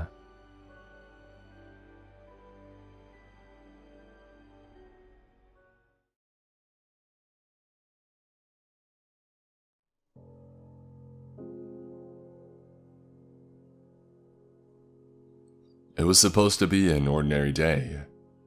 One moment, I was getting ready for my shift at work, and then the next thing I knew, I got a text for an emergency alert. The text read, "Emergency. Heavy rains with possible floods imminent. Do not leave your home under any circumstances. Effective immediately. Lock your doors and cover your windows. Avoid making loud noise or using devices that emit light. If your household members have been outside in the rain, do not let them inside. Await further notice from the authorities." This was weird, to say the least. First off, the weather outside was fine. I was outside just prior to receiving the text, and not a single cloud was in the sky. And then the instructions themselves, they didn't make any sense. Don't let your family members inside if they've been out in the rain. Before I could process that thought properly, I heard drumming of the rain on the roof of my home. I glanced out my window and realized that the previously sunny day had now turned into a sudden downpour. The drumming that I had heard on the roof became louder by the second, until it was the only sound permeating the house. Despite my skepticism at the instructions of the message, I decided to abide by the rules and pull the blinds over my windows, as well as lock my doors. I returned to my living room in order to send my boss a text that I won't be coming to work, but upon my attempt, I realized that the message could not be sent. Not only were the services off, but there was no internet either, so I couldn't check what was going on in the news. I wanted to turn on the TV, but I remembered what the message said about light-emitting devices, so I did the only thing that an internet-deprived person could do at the moment. I took a nap. The rain was loud, but the drumming of it put me to sleep more easily. I woke up sometime later, confused and groggy. The battering of the rain hadn't let up. If anything, it was only more violent now. I glanced at my phone and realized that it was 5 p.m. Still no service or internet. I got up and I went to the kitchen to grab some water. Still half asleep, I poured water into a glass and brought it to my mouth. However, something stopped me before I could take a sip. In addition to the heavy rain outside, I heard a distinctive sound of footsteps splashing in my backyard. It was brief and sounded like someone just ran from one end to the other, but it was definitely there. I scanned my backyard through my back door, but it was empty. I was sure that I heard footsteps, so I decided to open the door and peek outside. As soon as I did so, the already loud thundering of the rain became even louder, almost sounding like a waterfall was next to me. I stepped forward to the edge of the grass and right away saw fresh footprints across the lawn. They started from one end of the fence and ended all the way across the lawn on the other side. It was as if someone had jumped over the fence, ran across my backyard, and jumped again into my neighbor's yard. "Hello?" I foolishly called out, looking at my neighbor's fence. No response came back. Of course it didn't. Maybe it was the neighbor's kids who got caught in the rain and decided to hurry back home. I turned around and I went back inside, closing the door behind me and someone muffling the noise of the rain. I drank the unfinished glass of water and returned to my living room. Just as I was about to sit down, I heard another noise. A group of voices coming from the street. I could barely make them out due to the battering of the rain, but they spoke loudly to each other, so I could just barely hear them. I peeked outside my window and saw a group of armed soldiers standing in the middle of the street, in front of my house. They were talking among each other, and from their body language and hand gestures, it was apparent that they weren't chatting about everyday, mundane activities. I wanted to know what was going on, so against my better judgment, I opened my front door and I stepped out onto the porch. Report back after a full sweep. I came outside just in time to catch one of these soldiers shouting. As soon as they noticed me, they pointed their guns at me in unison. Whoa, don't shoot! I raised my hands instinctively. I just wanted to know what was going on. Sir, you need to get back inside right now, the soldier at the front who was shouting orders earlier said. And then something happened that I cannot comprehend to this day. As these soldiers stood there pointing their guns at me, something flew through the street at an impossible speed and grabbed one of the soldiers at the back, taking him along with it and disappearing out of sight. It all happened in a split second, and all that remained of the soldier was his gun that fell on the ground with a muffled clatter.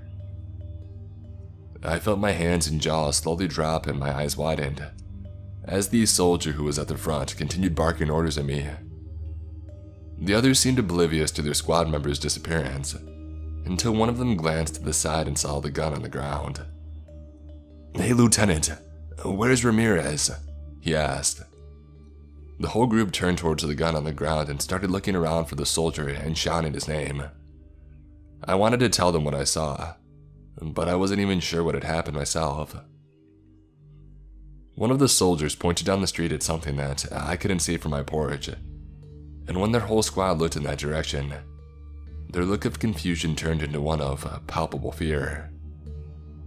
They pointed their guns at whatever was there, and just as I was about to strain my neck to look at what they were so worried about, I was ordered by the lieutenant once more to get inside, this time a lot more violently. I would have ignored the order itself, but the demonic, high-pitched scream that suddenly came from down the street is what caused me to run back inside, lock my door, and prop it with my back, while my heart pounded like crazy, even though I had no idea what the heck was going on. Gunshots were mixed in the air along with the animalistic screeches that now sounded like they were right to my ear. A moment later, both the screaming and the gunshots ceased, and the only thing that remained was the drumming of the rain. My heart was pounding fast, and my thoughts racing 1,000,000 miles per hour. What the hell just happened? Before I could process that thought entirely, there was a knock on my door. Sir, you can open the door, it's safe now. It was the lieutenant. Safe from what? I thought to myself. I stood up and I stared at the door, holding my breath. Sir, open the door, the soldier said again. Something didn't seem right in the way that he said it, but I couldn't quite put my finger on it. Sir, if you don't open the door, I will be forced to break in, the lieutenant repeated. There was no annotation in his sentence. It was just as if he had read it off a line of paper. Sir, I am warning you. His sentence cut off and the sound of gunfire echoed somewhere in the distance. There was a sound of violent splashing footsteps moving away from the door, which I assumed came from the lieutenant. I glanced through the peephole and sure enough, he was gone. But the sight in front of me is what made my heart drop to the pit of my stomach. Strewn about the street in front of my house were the mangled and mutilated dead bodies of the soldiers that I had just seen, their blood washed away by the pouring rain. I counted the bodies and my suspicions were correct. The entire group had perished. I felt guilty and stupid for disobeying the alert instructions like that. In my skepticism and lack of understanding, I thought it was a simple rain warning and decided to carelessly move about my property. Now those soldiers were dead, and I may have had part of the blame to take. I tried to push that thought out of my head and to figure out what I should do next. I checked my phone again and there was of course still no signal. I made sure my windows were covered properly and I turned on the TV. I flipped through the channels but none of them seemed to work. I quickly turned off the TV out of fear that I'll attract more of whatever the hell was out there. I went to the storage room and I fetched my dusty old radio. After putting in the batteries, I turned up the volume and started fiddling with the frequencies. Static, Static, static. No, wait. There was something on one of the frequencies along with static. There were voices in the background, just barely audible. I adjusted the radio wheel until I could hear the voices more clearly. Did, from HQ. One of the voices said. Negative, as sweeping, until we go. The other voice responded. You, not go back after this? The first voice asked. At this point, the voices became a lot clearer. Yeah, HQ ordered a retreat, and they'll cordon off the city. Voice 2 responded. Wait, what about the search and rescue? Voice 1 asked. Forget that. This whole town's a mess as it is. HQ said there's not going to be any more rescue attempts. Voice 2 replied. So 36 got way out of hand, huh? Voice 1 asked. Yep, it's not our problem anymore. Any survivors on your end? Voice 2 said. A couple, but they already saw too much. I had to dispose of them. Copy that. Once you're due, be sec back to base. The voice started to cut off again bit by bit, and then they went completely silent, leaving me only with static. What the heck was that all about? What was 36? And what did they mean they had to dispose of the survivors, and that there would be no rescue? Something was definitely wrong here, and it was clear that the army knew something that us, the civilians, didn't. One thing was for sure though, I had to get out of town. I couldn't wait for rescue, which wouldn't even come. Being out there with hostile soldiers, or even worse, those things that wiped out the soldiers didn't put my mind at ease, but I had no other choice. I went upstairs and I packed my bag. I put in a pair of clothes because I knew I'd probably be drenched from the rain. I also packed a flashlight and some food and water. I peeked out of my bedroom window and saw that the downpour was finally showing signs of subsiding. The streets were completely empty, save for the dead soldiers. From here, I could see across from my house that my neighbor's door was left open, allowing the wind and rain to seep inside. I tried not to think about what might have happened there, and I had no intention of finding out. I put on my backpack and I approached the stairs. Not 3 steps down, I heard something coming from the radio. Along with the static, there was the sound of a slow wheezing. I quickly went down and I grabbed the radio, putting my ear against it to hear the sound better. I tried adjusting the frequency, but no matter how much I did, nothing changed and the static and wheezing remained the same. Frustrated, I figured the radio was broken and I turned it off, but the static and wheezing didn't stop. And then I saw something with the corner of my eye that made my blood run cold. Mud tracks. They were all over my carpet, coming in from the kitchen and leading to the corner of my room. I froze in place, listening as the radio static and wheezing permeated the room. After what seemed like forever, I broke out of my trance and looked towards the corner. The first thing I saw were bony feet caked with mud. As I slowly moved my gaze up, I realized I was staring at a crouched, emaciated figure, which faced the corner of my room, but I couldn't tell its features due to the dark. With extremely trembling hands, I pointed my flashlight to the corner and I flicked it on. A tiny, completely nude and emaciated humanoid creature that I could only describe as a human-like goblin came into light. Its spine was pronounced against its tight skin on the back, so much that I could count the vertebrae. Its limbs looked like they had no meat in them whatsoever, and could barely hold its fragile frame. As soon as the flashlight illuminated the creature, it jerked its head towards me with mouth wide open and scarred eyes.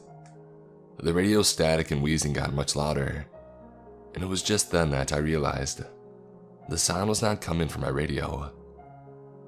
It was all I could take.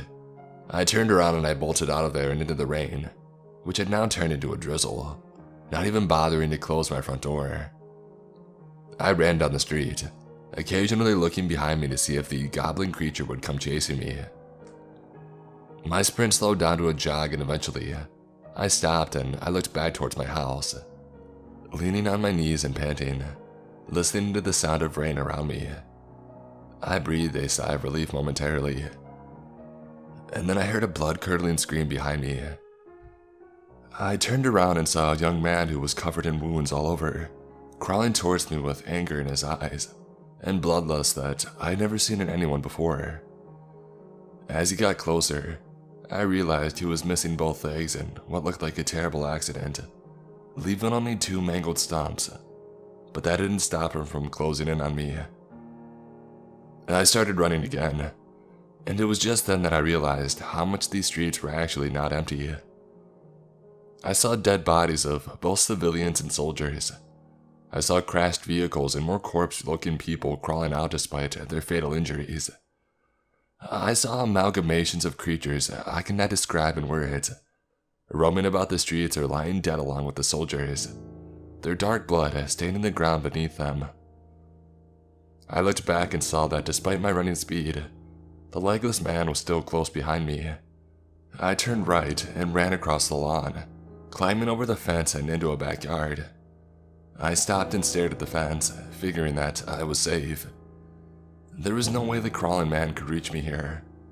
But a second later, he came crawling over the fence, still screaming at the top of his lungs. I started backpedaling, but slipped and fell on my back.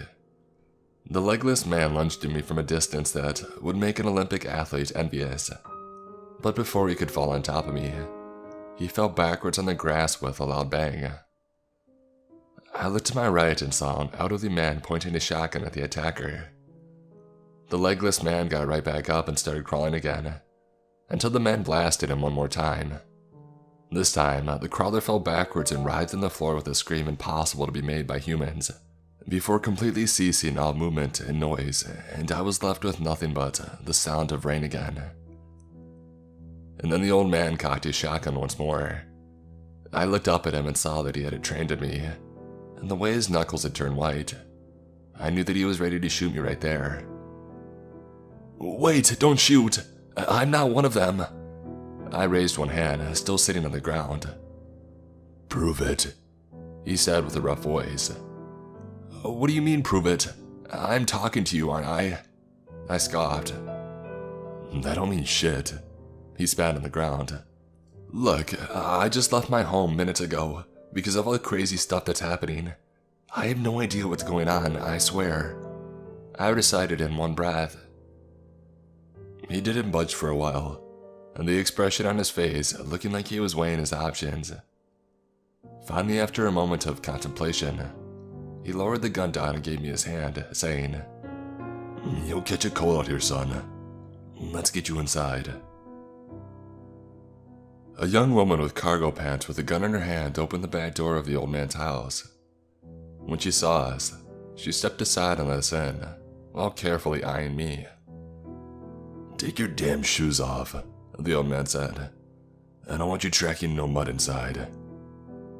"Dad, no. He might need to run out quickly in case they get inside," the girl said. "Fine." The man grunted and proceeded into the living room, leaning his shotgun on the sofa where he sat. "Make yourself at home," the girl said, "but don't try anything stupid." She went past me and inside the living room. Everything about her confidence in verbal and body language told me that she was trained for this exact type of situation, but I didn't want to ask her anything yet. I joined them in the living room and sat opposite of the old man. "Name's Harry," he said as he lit a cigarette. "And this here is my daughter, Alyssa." I introduced myself as the old man kept staring at me silently. I couldn't decipher any emotions on the old man's face. "You live close by, don't ya?" Harry asked. "Yeah, a few blocks away. That creature made me get into your backyard. I didn't mean to trespass," I said. "Are you headed to the hospital?" Alyssa asked. "No, why?" I shook my head. "Some survivors are gathering up there. It said so on the news before they stopped broadcasting. They're probably still there though," Harry said. "Harry, do you know anything about what's going on?" I leaned forward. Devil's work, I'll tell you. Harry responded nonchalantly. Ever since they started mining 2 years ago, I kept telling them something would go wrong. Dad, come on, not this again. Alyssa rolled her eyes. Harry simply ignored her and continued. It ain't natural to go digging into the earth. It wasn't meant for no humans. I can bet you they woke something up down there in that quarry. So do you know if the military has any plans for a rescue mission? I pretended not to know. I also wanted to know if Alyssa was with the army and hoped that I could get my answer this way. Something told me that if she was with the military, I would already be dead. Ain't no military coming to save us, son, Harry said. Saw them retreating with their armored vehicles and Alyssa here saw them shooting civilians on sight. Alyssa nodded. So you're not military? I asked her directly. X, she responded. I nodded and then said, So, I guess our best bet is to go to the hospital, I finally said. Alyssa nodded. You could go there and wait it out, Harry said, or find the survivors there and use numbers to bust your way out of town. Hospital's close by, but there may be some of those monsters roaming around, Alyssa said. Just after a few minutes of talking to her, I could see a semblance to her father, despite her not being as stubborn as Harry. I nodded and we sat in silence for a moment. Do you know anything about 36? I heard them talking over the radio about 36 getting out of hand. I finally asked.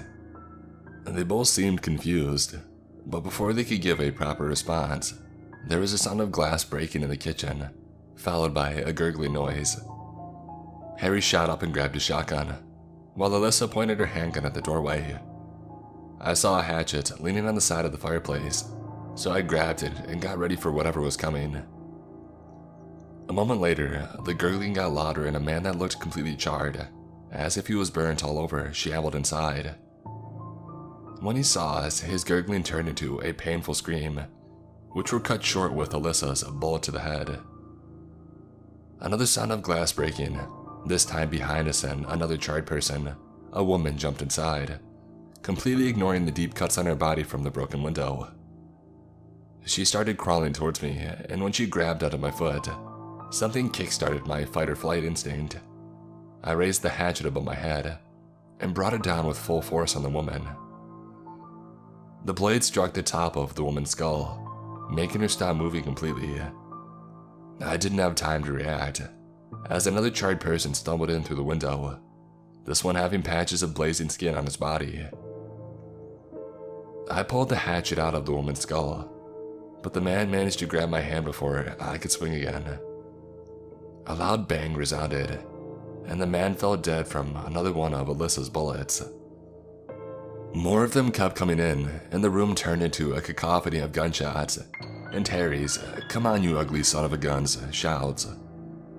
I managed to bring down one more charred creature with a hatchet, and as I turned around, I saw that one of them tackled Alyssa to the ground and thrashed violently, while she tried to free her hand of his grip and shoot him. I swung the hatchet as hard as I could, embedding it into the attacker's collarbone. He screamed an inhuman scream and fell backwards when I pulled out the blade. He started scooting back with his heels, holding his bleeding shoulder. But by this point, adrenaline took over my actions completely, so I had no intention of stopping. I gripped the hatchet with both hands and brought it down on the creature over and over, first severing one of his arms at the forearm, and then finally killing him with a strike to the face. Just then I realized everything was quiet again. No gunshots, no gurgling, no swearing on Harry's end, just the sound of our panting. "I owe you." Alyssa patted me on the shoulder as she stood up. "I bet you're thankful now you didn't have to take off those shoes." "These goddamn assholes," Harry cursed as he reloaded his gun. "You can't stay here any longer, kids. Get to the hospital." "Wait, what about you?" Alyssa interjected. "I ain't leaving our home behind." "Don't be stupid, Dad. If you stay, you'll die." "I promised your mama that this would always be our home. I'm not letting these hellspawn take it away from us." You could see the disapproval in Alyssa's eyes. So he put his hand on her cheek and said, "I know you're worried, baby girl, but I'll be fine. I have enough food and water to last me here for a month, and the basement is the safest place in town right now. But you need to get yourselves out of here. You understand?" Hesitantly, she nodded and put her already packed backpack on. She and I went to the front door and Harry escorted us there. It was dark already outside, but the rain still wouldn't let up. "Now remember what we talked about," he said. "If the rain gets too heavy, you find cover immediately, you hear? And that's when the nasty ones come out." He looked at me and shoved a handgun in my hands. "You keep my daughter safe, you hear? You keep her safe." I looked at the gun and nodded. I never used a gun before, but now it seems I would have to if I wanted to survive. Harry and Alyssa hugged tightly for a long moment, with Harry whispering that he loved her, before she broke away hesitantly and turned around. "Come on, let's go," she told me and walked down to the pavement. "Thank you, Harry, for saving my life," I said, and I gave him one last look. For the first time in the short time that I knew him, I thought I finally saw an emotion on his face, an emotion which didn't suit him in the slightest. Despair. I expected Alyssa's mood to change drastically after leaving Harry behind, but she was as focused on surviving now as she was prior to that. The streets were way emptier now than they were when I first ran outside of my house. We walked in the middle of the road to avoid getting jumped from the corner, even though we knew it was equally risky exposing ourselves like that. Whenever we heard an inhuman sound in the distance, Alyssa made us stop until we were sure we weren't in any danger. Walking in the rain gave us some cover, which allowed us to move relatively faster, but we still had to be careful. "Wait," I whispered to Alyssa, pointing down the street. "You see that?" There was a little girl a few hundred yards away from us, standing in the middle of the road, facing away from us. My initial instinct was to go and see if she was okay, but based on everything I had seen by that point, I knew there was a high probability that this wasn't a little girl in distress at all. I was right because, as soon as Alyssa saw her, she cursed under her breath and pulled me aside behind a bush. "What's wrong?" I asked. "Whatever you see there, that's not a little girl." Alyssa peeked behind the bush where we hid. "Saw her or someone resembling her a bit earlier. She stayed exactly like that when a guy approached her to help during the chaos. She turned around and she had no freaking eyes or nose. Instead, her entire face was replaced by a big vertical line for her mouth with sharp teeth. The poor guy never stood a chance." "So what do we do?" I asked. "Let's try a different street," she suggested. We snuck through a backyard, ignoring the dead bodies along the way, and went through to the adjacent street. Halfway through, I heard a pained groan coming from a dark alley to my left. I readied my hatchet, while Alyssa readied her gun. A creature crawled out into the light, barely able to pull its own weight with what was left of its human-looking arm. The thing looked like a swollen blob in its shape, barely recognizable where the head was, which I could only tell from the eye visible under the heavily swollen blisters. Some of the blisters looked volatile, pulsating under the streetlight, looking like they would pop on the slightest touch. I tried not to think about whether it used to be a human, as it pathetically dragged itself towards us, groaning through the small slit of a mouth, the one visible eye wide open, and darting from Alyssa to me intermittently. "Leave it," Alyssa said. "It's harmless unless it manages to grab you. I saw one earlier." She holstered her gun and urged me to follow her. I gave the amalgamation of the creature one last glance before following my partner. "What exactly have you seen, Alyssa?" I asked while walking behind her. She was silent for a moment before responding. "I got caught in the downpour while heading home. It was like a war zone. Military killing everything. Monsters of all shapes and sizes killing everything. And civilians just trying to escape. I didn't stick around to find out, since the heavy rain brought some really bad monsters. Wait, look. I pointed to graffiti on a billboard. It said, 36 will save us. You mentioned it before, right? Alyssa asked. What is it? I don't know. Heard the military talking about it over the radio. Whoever or whatever it is, it's responsible for all the crazy stuff happening in town. We walked in silence for the rest of the way until we had reached the hospital. It's a good thing too, because the rain started to get heavier by the time that we had reached the entrance. There were no monsters in front, but when we entered, our hearts dropped at the amount of dead bodies at the front desk, both human and otherwise.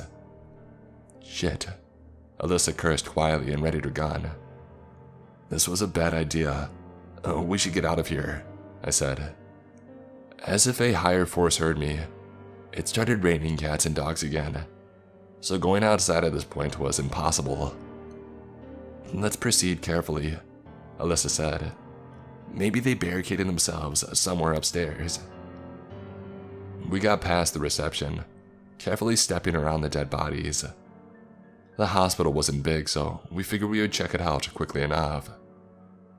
The elevator was completely demolished, so that was out of the question. Really though, it looked as if a truck drove through it, bending the door inward all the way to the backside. We climbed the stairs to the second floor, and as soon as we did, the air became heavy. It's hard to explain, but it was as if someone had been keeping all the windows shut for a long time, making the room stuffy. There were no dead bodies, but the place was chaotic. Stretchers and trash bins knocked over, etc.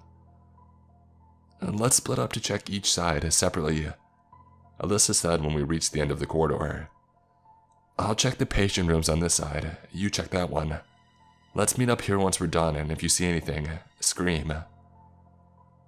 I wasn't exactly happy at the thought of roaming this place alone, but I hesitantly nodded and we split up. All the other rooms were empty, just like the rest of the floor. It didn't make sense, but the only possible outcome was that the survivors probably barricaded themselves on the third floor. I came back to the meeting point and then I heard Alyssa calling me from around the corner. Hey, come check this out, she said from one of the rooms. Coming, I said, and I followed her voice. Just when I was about to open the door, I felt a firm grip on my left hand. I jerked my head in that direction and saw Alyssa holding my wrist, shaking her head with a worried look on her face. Don't, that's not me, she whispered with a trembling voice. My mind couldn't process what I was looking at. I stared at her and then back at the door. Hey, you still there? Alyssa's voice came from the room again, followed by an approaching set of footsteps. Come on. The Alyssa still holding my wrist pulled me into one of the adjacent rooms, where we quickly hid inside the locker. Quiet now, she whispered. A second later, the door opened, and through the cracks I saw Alyssa walking in and looking around. Damn it, where'd he go? She mumbled and turned around to leave the room. Just then, I felt the grip on my wrist tighten even more. I looked down and in the dark, I saw the hand holding it. But it wasn't Alyssa's hand. The fingers which held me were bony and elongated. I looked to my left and saw not Alyssa, but a bald, old man who looked like his life was way overdue by 100 years. I felt my blood run cold, and when I tried screaming, I was unable to. So I instead burst through the locker, falling on my shoulder painfully. I got up and ran outside, just in time to see Alyssa pointing her gun at me. Run! I shouted and saw her looking over my shoulder before she bolted out of the room with me. We ran to the stairs and up on the third floor, making our way past the dozens of bodies and patients, staff members, monsters, etc. A realization raced through my mind that there were no survivors, and as we reached a dead end, blocked by a makeshift barricade, we turned around to see if the old man had followed us. A second later, he climbed the stairs, striding menacingly towards us. At this point, the lights started flickering, and every time they would go off and come back on, the man was much closer. Alyssa started shooting, but it was as if every time she fired a bullet, The lights would go out for a split second and the man would appear in a different spot, always a step closer.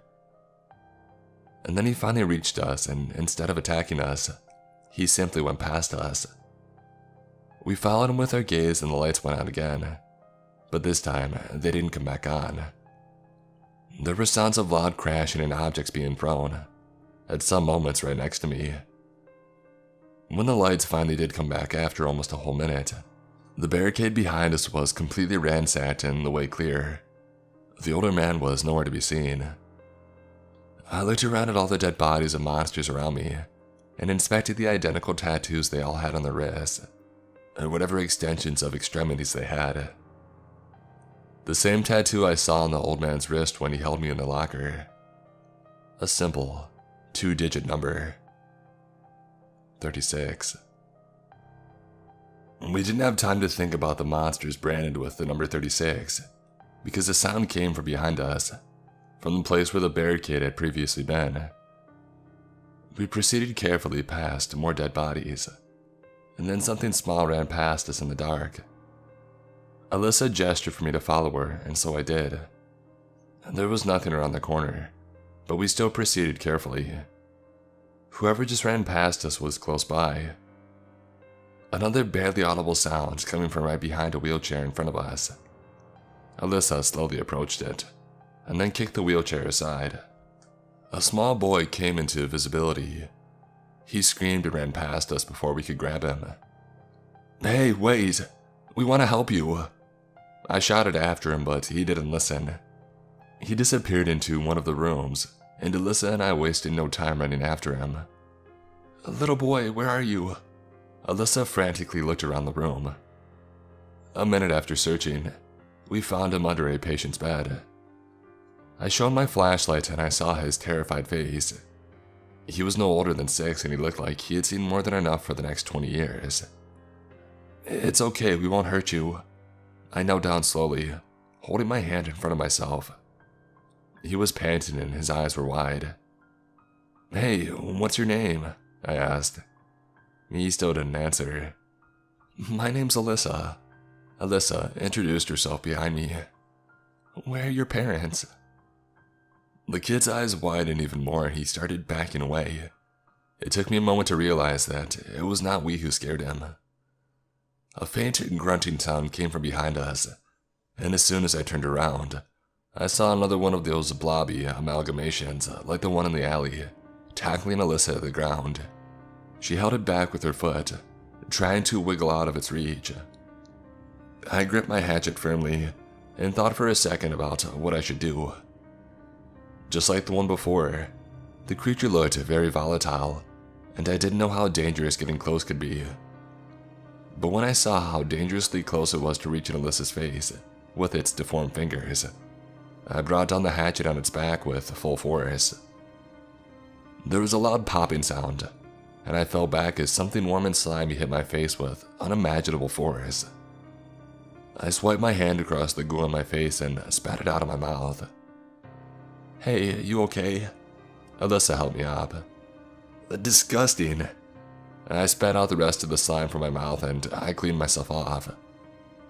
The monster lay dead sideways on the floor, its back ripped open. "Just find the dang kid." I pushed Alyssa away, still disgusted. I heard her trying to talk to the boy, and little by little, he finally came to trust us and let us approach him. "What's your name?" Alyssa asked. "Dewey," he shyly said, looking at his feet. "Are your parents close by, Dewey?" Alyssa asked him. The kid's face turned red and his eyes glossy. Alyssa hugged him while he cried. A few minutes later, when he calmed down, she pulled back and asked him,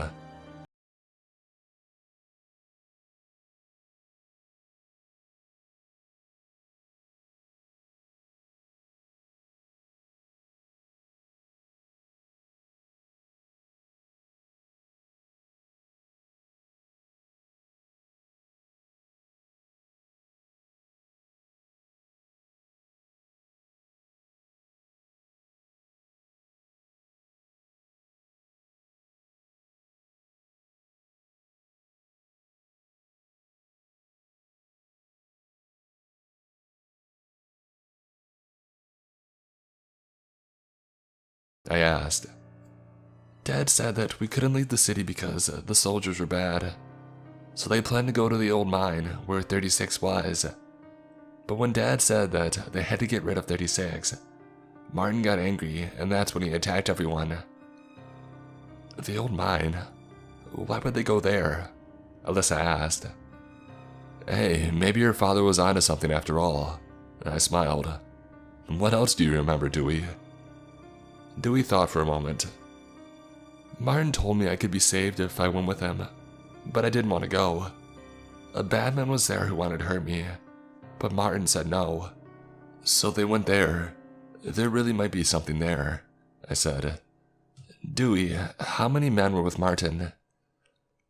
Dewey counted on his fingers for a moment before responding with a simple 6. If we take them by surprise, we can take all of them, I said. Alyssa looked uncertain, so I said, Look, chances are all exits out of town are heavily guarded by military. But if we can get to the bottom of this whole thing, we may be able to undo some of the damage and maybe even survive. She nodded and looked at the kid. Dewey, you'll have to come with us. We'll keep you safe. By the time we got out, the rain was a mere drizzle again. Since the mine was on the other side of town, we took the closest functioning car that we could find. To hell with the noise and monsters. I let Alyssa drive. Although we saw monsters on the road, most of them didn't seem to care about us. They would glance at us and then continue roaming mindlessly, as if they knew they couldn't catch us in the car. You okay, Alyssa? I asked when she got really quiet. Dewey was sleeping in the back by this point. Yeah, she said. Just thinking about my dad. You know, he used to take me to this park right here every weekend when I was a kid. No, Harry didn't seem like the gentle type. I smiled. He wasn't, she smiled back. We would do military drills there while everyone else played. You wanted to be a soldier ever since you were a kid. Yeah, and I enjoyed every second of it. You know, one time when he wasn't looking during training, I sat on the swing just for fun to take a break. Not a minute later, I fell off and I hurt myself. He saw me, and when he approached me, he said, Baby girl, while you're having fun there, your enemies are training hard, and you're making it that much easier for them to kill you in combat. There's time for fun, but it's not now. Because while you're doing something, you need to do it with complete dedication. It helped me during boot camp, and after my mom passed. He said it's what helped keep him alive in war, too. I wonder if this is a little too much for him, though. Harry's tough.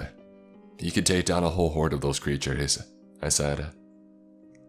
After a moment of silence, I spoke up again. You know, my father was never around. Always worked hard to provide for us. Whenever I asked to spend time with him, he said I'll thank him one day for always being busy. And then he died, and I never thanked him for it. I didn't care about his money. I just wanted to spend time with him, and I never got that. It seems we both got polar opposites, Alyssa said. Yeah, you know, this one time I started coughing. Are you okay? She asked. Yeah, probably just caught a damn cold from this rain, I said, clearing my throat.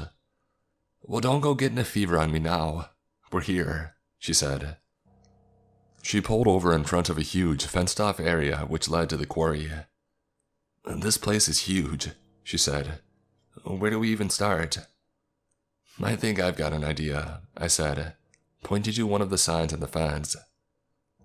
There was an arrow pointing to the right side, and it said, Site 36, this way.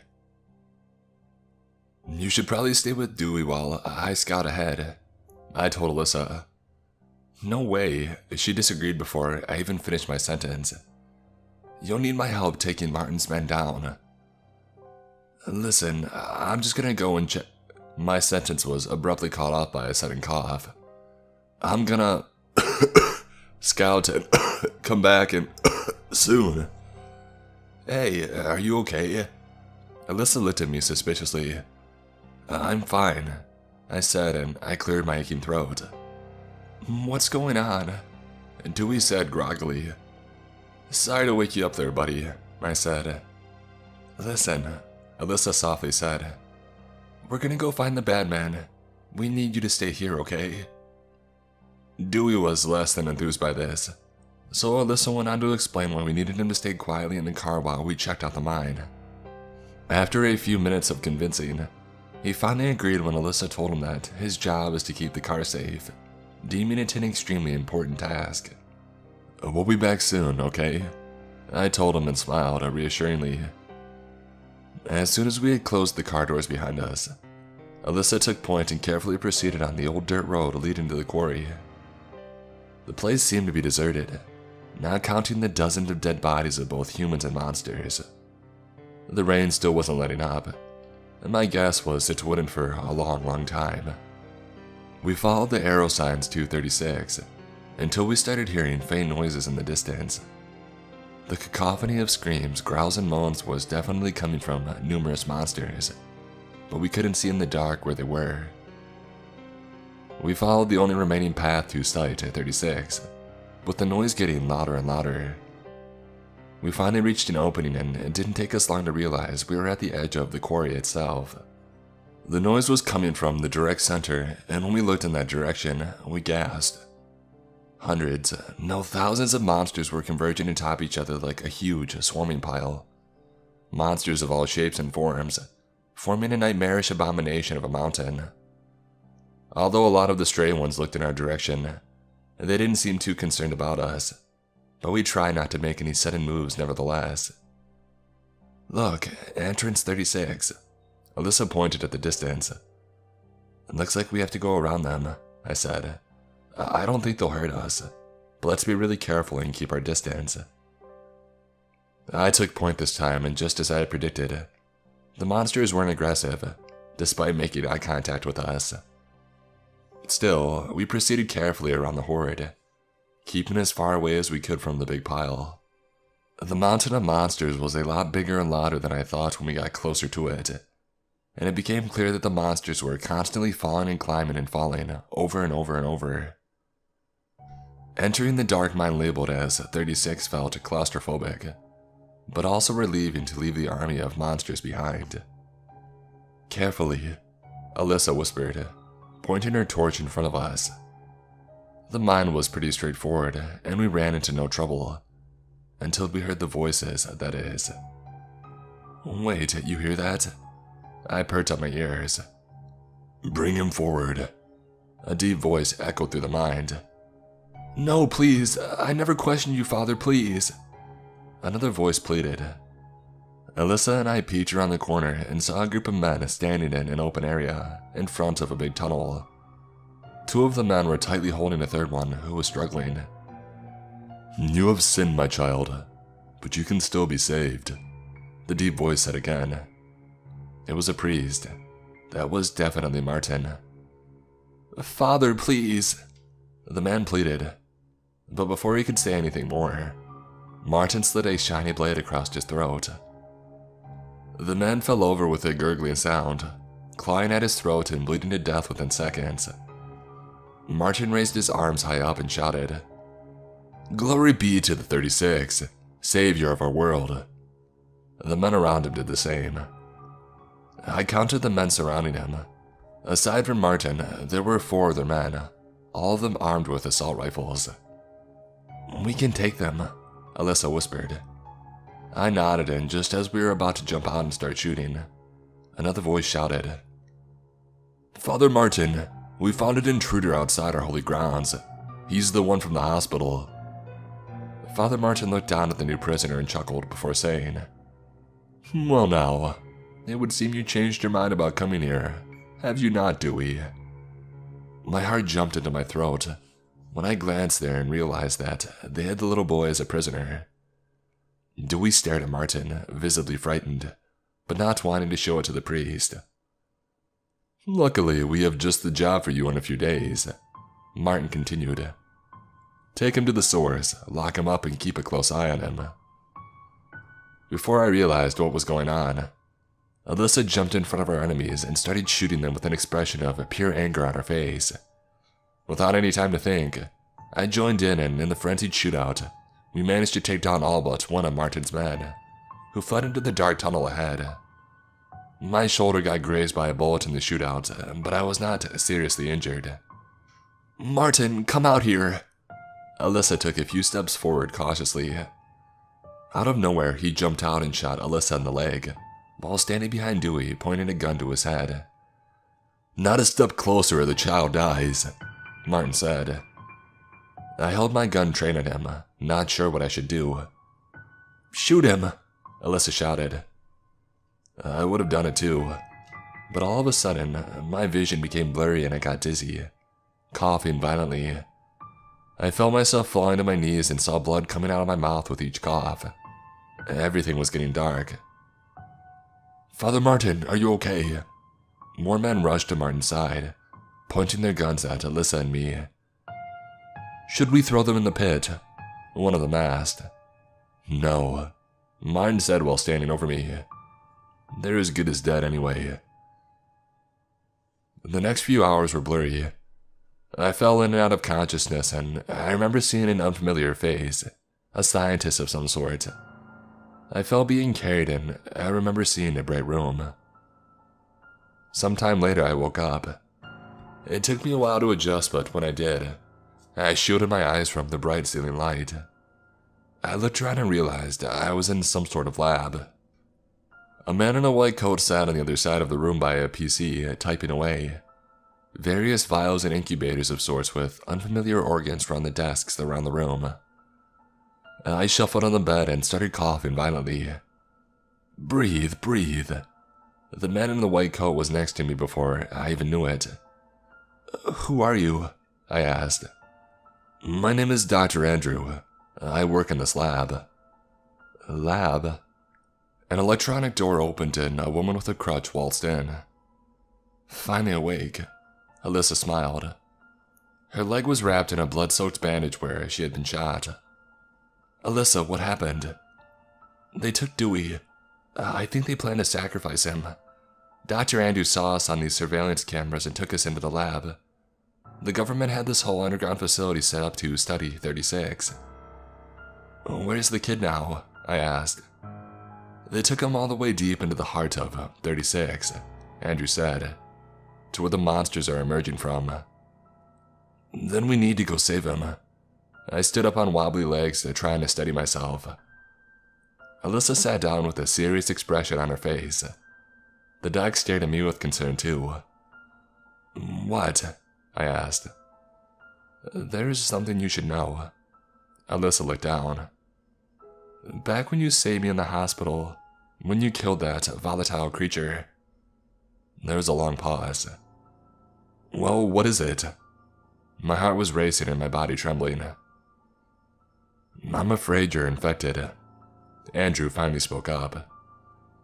"The good news is it's not contagious and it doesn't turn you into one of those creatures. It seems to be a new form of bacteria which we've never seen before. So, here comes the bad news. Once infected, the bacteria attaches itself to the lungs of the host, and..." "Save the BS, Doc," I said quietly. "How long do I have?" "It's hard to say. Judging by the progress of the bacteria, I'd say less than a week." I chuckled, unable to process what I was hearing. After a long pause, I said, "You said they took Dewey all the way deep, right?" Alyssa interjected. "You can't be serious. You can't." "I'm the only one who can save him." I tried not to yell too much, since my chest was burning. "You can't do it with that leg of yours, so it has to be me. I have to do this one last thing, before I die." Although the lab was enormous and had lots of staff, Andrew was the only one who had managed to survive. He explained when the alarm went off. All military personnel went to secure the source on Site 36, but they perished. Andrew had no choice but to initiate a full lockdown. "So what exactly is 36? I asked. "Well," Andrew started, "it all began as an accident. Some miners were going about their business, and one day, they dug through to this hidden cave system, so to say. which further led down to a huge, seemingly bottomless hole. Now at first it was just an interesting tourist attraction, but then people reported hearing voices coming from down there. And then the first accident happened. You remember that little girl that disappeared a few years back? Katie Chandler. Alyssa interjected. Yeah. The official story was she just went missing during a field trip to the cave with her school. But in reality, she fell down the hole. Well, dragged down is more accurate. Wait, the teacher who took the class on the field trip claimed there was no way she fell inside the hole, I said. Andrew nodded.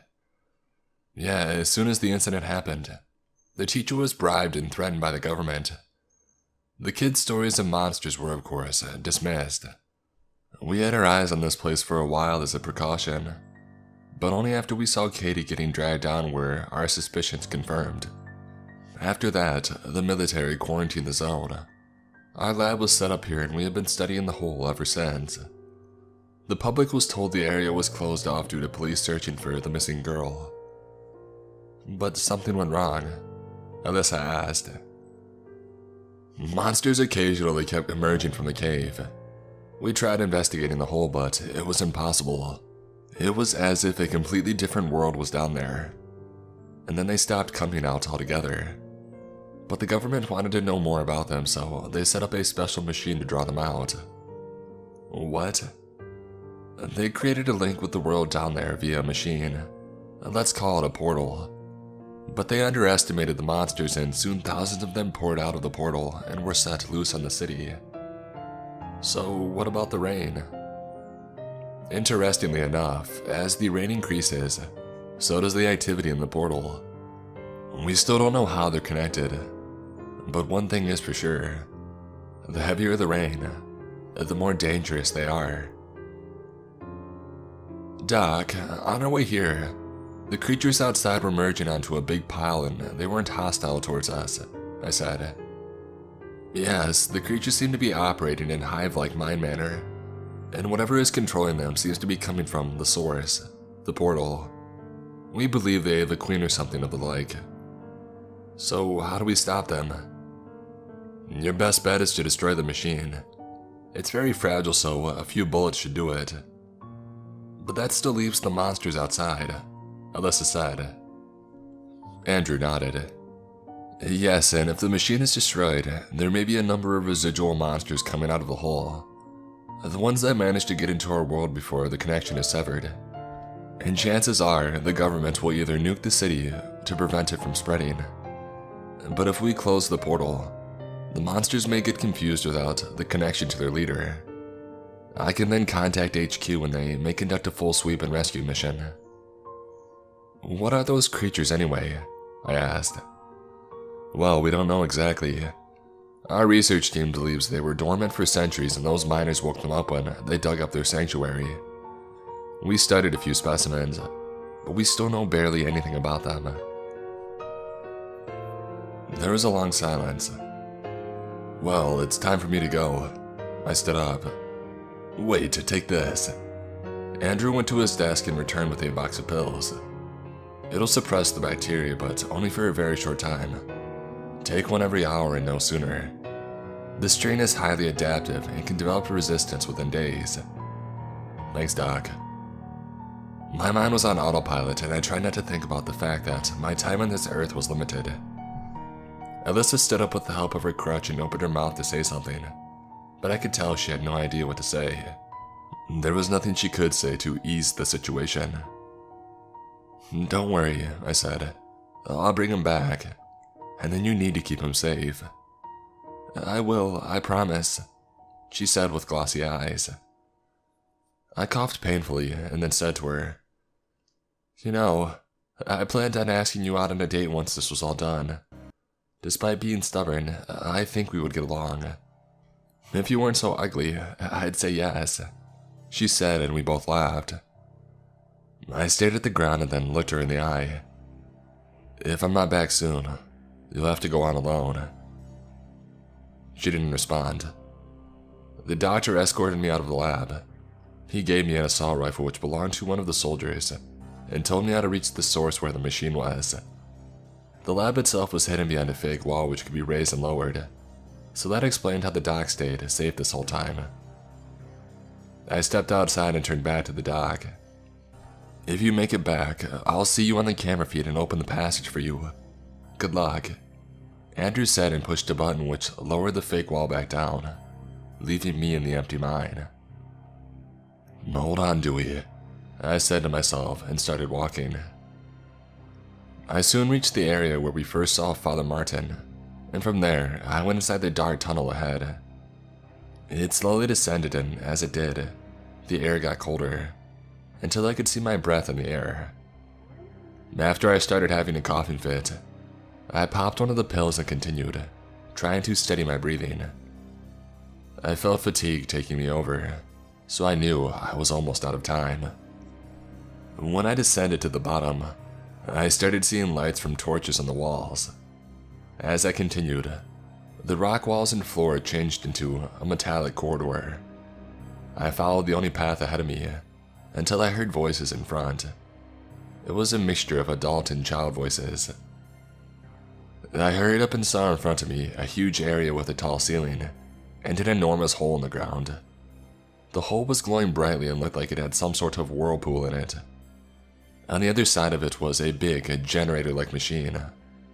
This was definitely the place that I was looking for. I arrived just in time to see Martin and his man throw a woman into the hole. Her scream was abruptly cut off when she fell inside the vortex, which became turbulent before calming down again. "Praise be to 36. Martin raised his arms and shouted. The men around him repeated the phrase 3 more times. "Now, Dewey." Martin turned towards the kid. "Your role is at hand. You will perform a great deed. Here." "No!" Dewey spewed at Martin, making him and a few other men chuckle. "Come now." Martin pushed Dewey towards the hole and stepped back. Dewey fell near the edge on his hands and knees and stared at the vortex, which started to become violent again. I aimed my gun at the generator. It was far away, but I was confident that I could hit it. Black tentacles started to emerge from the hole and slither their way towards Dewey, as a deep groan echoed from the hole itself all around the cave. Without any time to think, I pulled the trigger. The bullet hit the machine with a loud clank and the sound of electric shocks filled the air. The vortex in the hole disappeared just like that, and the tentacles writhed, severed in the ground, purple blood oozing out of them. The deep groan from before turned into a scream of agony, and the cave began to shake. "No! What did you do?" Martin shouted. Multiple screams came from the now dark hole, and monsters started to emerge. They wasted no time pulling Martin's men into the hole, or slaughtering them on sight. Most of his men had already escaped, some deeper into the cave and others ran past me, ignoring me in their panic. "Come back, you cowards!" Martin shouted as screams echoed around him. "Dewey, come on!" I shouted in the whole mess and the boys started running towards me. A thin creature with sharp claws and teeth pursued him on all fours, and just as it had leapt to grab him, I shot the creature and knocked it backwards. It didn't move again. "Come on!" I pushed Dewey forward, and we both ran as quickly as our legs and the shaking ground allowed us to. We ran unsteadily through the tremors, and I heard cave-ins behind us. My chest was on fire and I was already out of breath. "Dewey, run!" I said between breaths and continued staggering. And then I felt a powerful force knock the air out of me. I dropped the gun and I fell to my side. "You'll pay for that," Martin said as he punched me over and over. He then put his hands around my throat and started choking me. "You ruined everything," he said, squeezing so hard that my vision got darker by the second. "I'll kill you for what you've done." I raised my hands and punched Martin at the forearms as hard as I could, making his grip loosen. I then coughed up some blood in his face and kicked him away from me with the remaining strength. I turned around on my stomach and started crawling towards the gun on the ground. "No, you don't," Martin said from behind, and I felt myself getting dragged back by my feet. I turned back around to see him holding a big rock above his head. I raised my hands in defense and a loud bang ensued. Martin dropped the rock and a large red stain appeared on his chest. He stared at me in disbelief before finally falling down dead. "Rot in hell," Alyssa said, holding the gun, with Dewey behind her. "Come on, let's go," she said and held me up as much as she could with her bad leg. The screams started to fill the air again behind us. We ran back inside the lab and Andrew closed the secret passage, just in time for the monsters to slam into the impregnable wall. I fell on my knees, coughing violently. When I finally stopped, I felt weaker than ever, so much that I could barely stand. I lay on the bed while Andrew contacted HQ via radio. A few minutes later, he got a response and the military confirmed they would eliminate the remaining monsters and perform a search and rescue immediately. "You did it," Alyssa told me as she held my hand, but I couldn't respond since I fell out of consciousness. I woke up sometime later on the same bed. Alyssa and a bunch of doctors were around me. "Good, he's stable now." "Is he gonna be okay?" Alyssa asked. I looked around and saw military people talking to Andrew and more doctors walking around the lab. "If we had have arrived a few minutes late, he would have been dead," the doctor said. "He can never be rid of the infection, but the bacteria will remain dormant as long as he takes the medication. You have to keep a close eye on him, and if there's even the slightest change..." "I know, I'll take care of him," she said. The doctors left and Alyssa sat next to me with a big smile and squeezed my hand. "Hey, you hear that? You're gonna be alright." I closed my eyes and I squeezed back. There was no news coverage about the incident, and all rescued survivors were forced to sign an NDA about the whole deal, under the threats of incarceration and even execution. The official reported story was that there was a virus outbreak, which had since been contained, despite the numerous casualties. Months later, I live a normal life, albeit with a lower lung capacity. Dewey lives with his aunt now, but Alyssa and I make sure to visit him every week. Everyone else seems to be back living their old mundane life too, and no one talks about the rain incident. One thing still bothers me though. Whenever it rains, I always hear something when I'm home. Something that puts me on edge and takes me back to the day when the whole incident started. Something that's always just loud enough for me to hear, no matter what I'm doing or where I am in my house. The unmistakable sound of footsteps splashing in my backyard.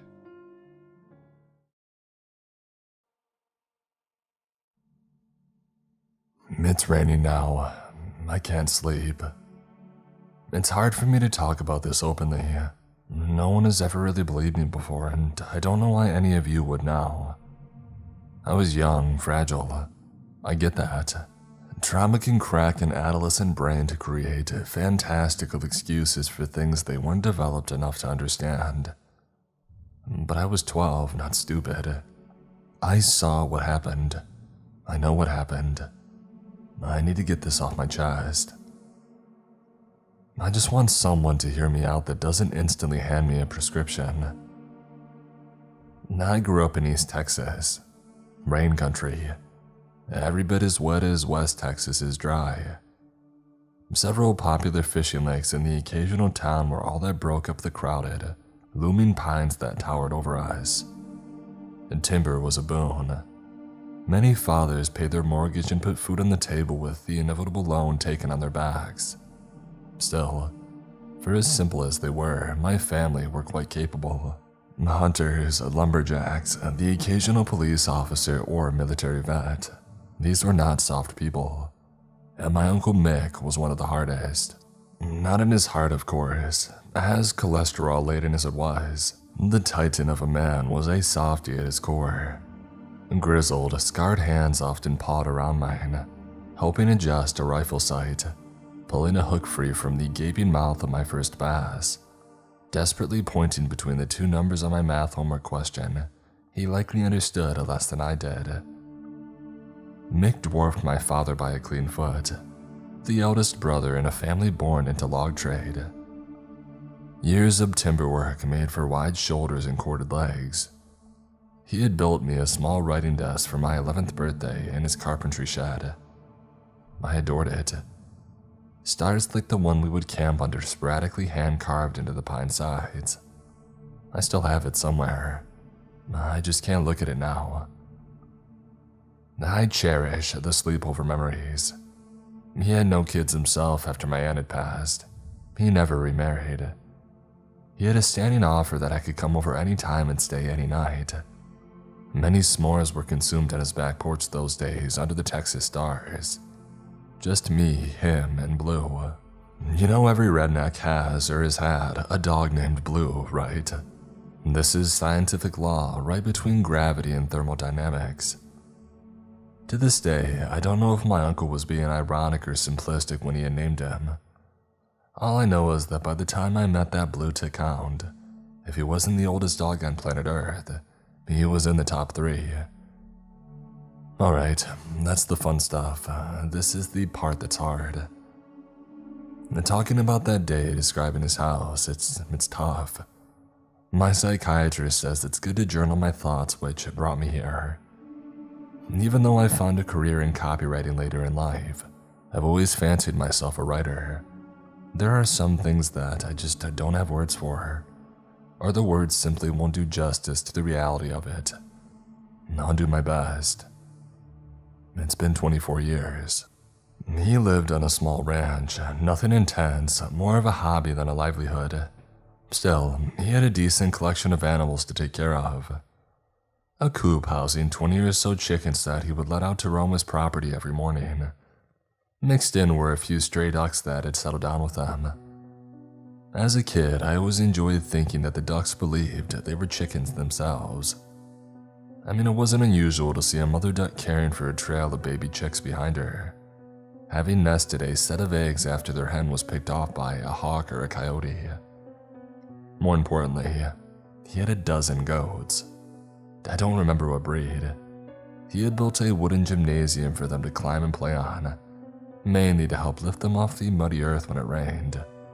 Hoof rot was a constant battle for livestock here.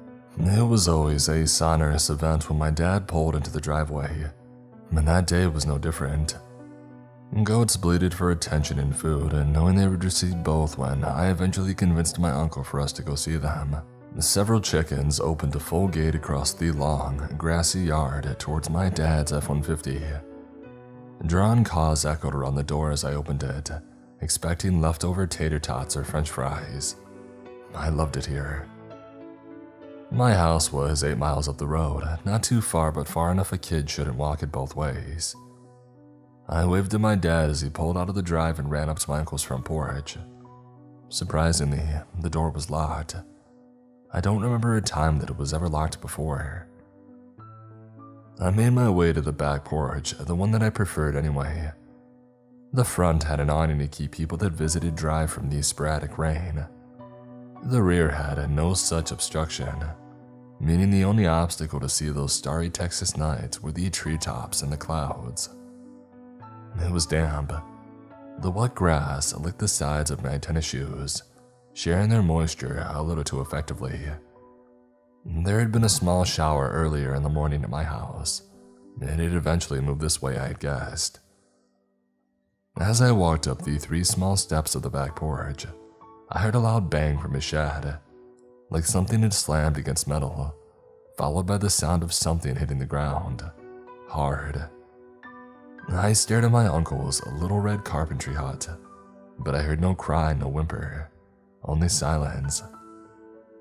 I took a single step towards it when a meaty palm landed on my shoulder with more weight than it had ever had before. "May, where's your dad?" Uncle Mick seemed to sputter. "You shouldn't be here." I watched him. I can't explain why, instinct or childhood curiosity. I really don't know why. I just remember that log of an arm guiding me to the back door of the house and his eyes. God, his eyes. They locked in the woodworking shed as we had moved inside. A kind of stare that predicates a fight or a hunt. Adrenaline-pumped orbs that an animal has before it's eaten by a large predator. I snuck one last glance at the shed and I was guided indoors, noting the crimson wooden walls and the bolted metal roof. There are two things to remember for younger readers here. First, we didn't have internet access in a lot of places in the 90s, especially in rural Texas. Wi-Fi was essentially sorcery, and we had no practicing wizards. Computers and phones had hard lines. My uncle quickly headed for the latter. And second, no cell phones. I ended up getting my first cell phone when I was an adult. I just got out of basic training and I had collected 2 paychecks to get one. They were a luxury in the early 2000s, and this was years before that. It's difficult to understand how alone you could truly be back then. This also meant that he had no way to contact my father, making the 8-mile drive back to our house. And that's when the rain started. Christ, the rain. In truth, the pattering droplets were my lullaby as a kid. No matter if I was at home in a vehicle, at my uncle's or friends, the irregular symphony of water tapping its chords on various surfaces always tugged my eyelids down. My uncle said that why when it stormed, his pregnant goats would normally give birth. Any predators would be hiding from the rain, opting to rest and wait instead. Plus the bonus of covering the scent of blood that would guide a carnivore to freshly born offspring, it wasn't lost to me, even back then. There was safety in the rain, a part of the world's order, an unspoken treaty that all natural creatures understood and abided by. I was naive. It was late at first.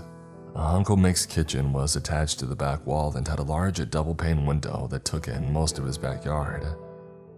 As the rain steadily grew, the chicken coop and goat stable slowly faded out of view, leaving the only real visuals in the downpour being a handful of tree trunks in the porch itself. Blue came up to me in the kitchen. His body trembled, so I reached down to pet him. He was damp, caught out in the rain from before, I had guessed. His eyes looked eerily similar to my uncle's. I heard him speaking in the other room, I assumed with my mother. It was hurried and short, but I don't remember what was said. My child brain processed the meaning well enough. They needed to come and get me. I wasn't mad or even upset, only confused. The rain got heavier. Do you remember being a child? Most of us don't normally remember specific or traumatic events if we do. It wasn't the visuals or the sounds that haunt me, not really. My psychiatrist says that I can see images and hear sounds, but what I really remember is how they made me feel. She's right. I remember the sound, the screaming goats muffled by the now pounding rain. I remember the sight, a single white-furred, hoofed leg landing flatly on the plywood porch. I remember the feeling of that shadow, standing half behind the furthest tree, obscured by rain and distance. I remember the feeling of it watching me. My uncle returned to the kitchen now and he had a rifle. I was too young to know what kind. Stay inside. Your pa will be back soon and we have to leave, he said with a chilling flatness that I had never heard from him. That was my cool, fun-loving uncle, right? I heard metal scream. I didn't even know metal could at that age, but somehow I knew. Mick's fingers strummed the weapon with a nervous pattern, unable to remain still with heightened nerves and hormones. This is when he looked at the limb on the porch. What little blood it had before it washed away. His face steeled, but the nervousness remained in his eyes. Stay here. Lock the door behind me, he said without an attempt to smile or comfort me in any way. I nodded, like a child could protest. He pulled a long cap from somewhere that I didn't see. John Deere. I assumed now that it was to keep the rain out of his eyes to shoot, and he couldn't take an umbrella while using a rifle. He opened the door and stepped into the downpour defiantly. He didn't even take a coat. I've said for years that the one thing humanity has never deserved are dogs. Whatever fate my uncle was going to face out there, he wasn't going alone. Blue faithfully passed through the frame as well. The truest, purest love a man will ever have is with his dog. Whatever happened now, as in all parts of their lives, the best friends would face it together. I slid the deadbolt on the back door and I hurried to the window. I couldn't hear the goats anymore, if I had heard them at all. The rain had grown harder somehow, loud enough that the pounding on the roof sounded like being under 100 out of sync marching bands. The furthest trees, including the one with the shadow before, were no longer visible. I could barely see past at the edge of the porch now. My uncle grabbed an axe from the stack of firewood. He stuck the handle into the back of his belt until the metal head hung snugly on it. Drenched already, both hands in the rifle, he marched down the stairs toward the pens, Blue dutifully beside him. They were gone in moments. It's hard to explain how the next few minutes felt. I remember hearing my breathing, little more than shallow gasps. I remember seeing a shadow, I think, dart somewhere to my right. I remember that feeling, being helpless, that ominous, overbearing pressure of a child's fear. The weirdest part of it all was the silence. Christ, the silence. The thunderless storm drove straight down, lacking both electricity and wind. It was like being under a waterfall, a noise crashing completely around me in every direction. But I'm telling you, there was silence. I felt anguish in that waiting, that desperate anticipation to hear something, anything other than that god-awful rain. I ran to the landline. I needed my mom, my dad. I needed protection, I needed safety. I needed away from here. I felt guilty then, less so now, like I was abandoning my uncle to his fate, as if I could do anything to help him. Silence, again, in a cacophony of sound. It's the silence I remember the most. The silence of the animals outside. The silence of a loaded gun not firing. The silence in the phone receiver. The anticipation built in me more. I longed for a noise to pierce the quiet, desperate for it. Imagination is a boon for an artist. It's a nightmare to a frightened child. I still think that I heard a gunshot then. At least I thought I did. I sprinted to the back window anyway, squinted into the downpour. I saw them. Two shadows in the yard. One was clearly Uncle Mick, hunched slightly forward as one does in a fight. The axe bobbed in his right hand, but he held his left arm to his body. The other shadow loomed directly behind him, facing towards the house, even more obscured by the rain. It looked like a man in a long cape that pinched up between the shoulders, combining at the base of an overly round head, and it was taller than my uncle. Uncle Mick was 6'6", and my dad later told me he was a linebacker in school, the largest player on the team. Only one of the other lumberjacks was able to meet him eye to eye. He was looking up at it. I remember hearing his yell, unsure if it was rage or pain or both. I remember seeing the axe rise, remember those four massive shadows unfurling in the storm. Black tarps expanding out, a giant maw. Like a horrible carnivorous flower blooming in a forgotten jungle, ready to swallow him whole. I remember that feeling, God, that feeling, as those quad wings slammed downward, launching both shadows into the air and out of sight in a single soundless burst. The feeling of disbelief, of shock, of dread, the feeling of my heart sinking to my feet. And then the silence. I remember the silence. I shook so hard that my head was physically rattling. Vision shakily scanned what distance they could make. He was gone, just gone. It was like that for a long while too. I don't know how long. I just shook and stared. Time and horror stretched reality in odd ways. And then I saw the shadow. I don't know how long it had been there or how I had missed it. I never saw it move. It was simply there, slightly to the left of the porch. I couldn't see its eyes, but it was staring at me. I could feel it. My breathing had slowed to a crawl, but it stopped completely when I noticed a second shadow behind it, and then the third. I ran to my uncle's room. I didn't know what else to do. I squeezed my frame underneath his beds, the irony even then not lost to me. A child hiding under the bed from monsters.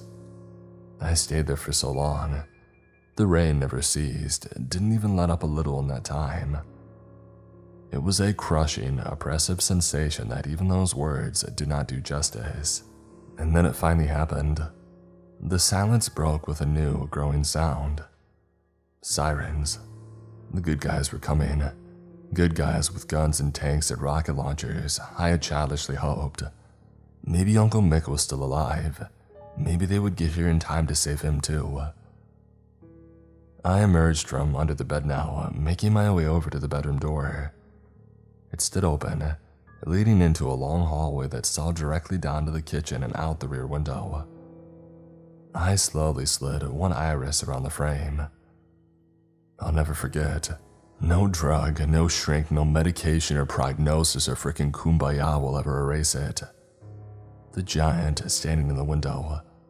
Rain obscured its visage still with frustrating ceaselessness. That rounded skull faced me. The shadows circling down to the neck and then out to broad shoulders, and then running down out of sight under the frame.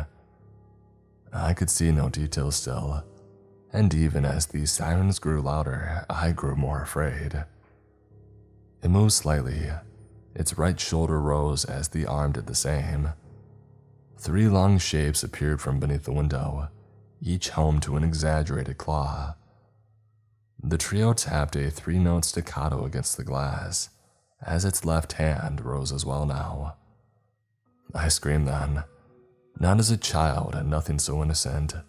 It was a bestial thing, something that I couldn't imitate now if I even wanted to, something I don't think any word could describe. They said that I was screaming still when they had found me wedged between my uncle's nightstand and bed frame, curled in a weighty, nerve-Aladdin ball. The last real memory that I have is intangible. Not the shadowy, haunting visage unreadable in the storm. Not the sound of those vile digits taunting me with their irregular, chaotic cadence upon the glass that I could somehow hear over the rain. Not even the sight of its left hand slowly lifting my uncle's scalp above the window's lip. My psychiatrist is right.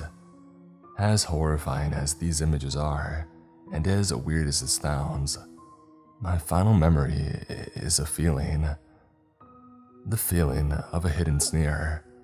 A quieted joy that monster had with its raw terror. It was no animal. It was not mindless. It acted with purposeful, deliberate malice. Even now, I think it let me live only because it recognized the emotional damage it had left upon me, dooming a child to a lifetime of therapists, drugs, and inpatient centers. It was evil. That's the last thing I remember.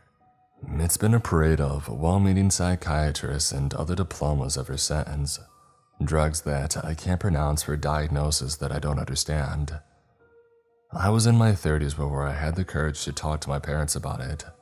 My dad wanted no part, of course. Said I needed to let it go and move on. That's what Uncle Mick would have wanted. He's right, of course, but some things are more important than being right. Mom helped me, though. They had copies of the police report stashed away in a small office safe, tucked under their banking documents. They hadn't been opened for a long time. My parents had told me some truths as a kid. Mom said Mick was rattled on the phone, telling her to call the police and send his brother back up there to get them, and then the phone died. The police said the downpour completely halted when they had reached the driveway. Not that it died down in severity before eventually fading completely, the way that rain normally does. The rain stopped. Just stopped. They also told me that all the animals were missing. Goats, chickens, ducks. Blue. There was no blood and no feathers or fur tufts. They were just gone. They also told me one lie. We held a traditional wake for Uncle Mick, but not a funeral. My parents told me that they never found his body. It had vanished with the others.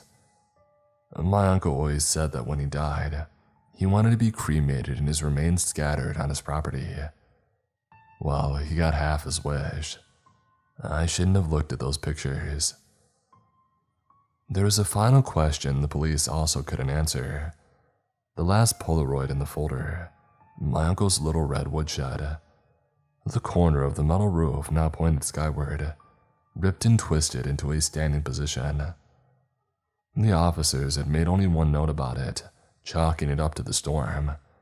Tornadoes did damage like this all the time, I grant that, but not without damaging the trees, the pens, or the frickin' house right next to it.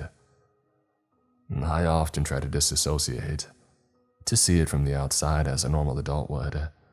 What's more likely, a pack of rain demons or a small twister? I get it. But I am no normal adult. I've never gotten to be a normal adult. I still see it sometimes in my sleep. Imagine it stalking up on my urban apartment window to finish its job from decades earlier.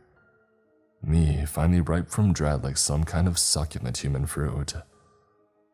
I still hear the rain sometimes, either a small patter outside my Nevada window, on the rare occasions that we do get rain, or the last few drips from a leaky faucet or a showerhead that rings far louder than it should. I always expect that oppressive cascade of sound to slowly build its weight behind them. I remember the way the rain used to lull me to sleep as a child. Now it heralds to a foreboding, nauseating night of panic attacks and no sleep. I still feel it, like it's out there, like it knows me, knows where I am and what I'm feeling. Like this is what it wanted. I need a drink.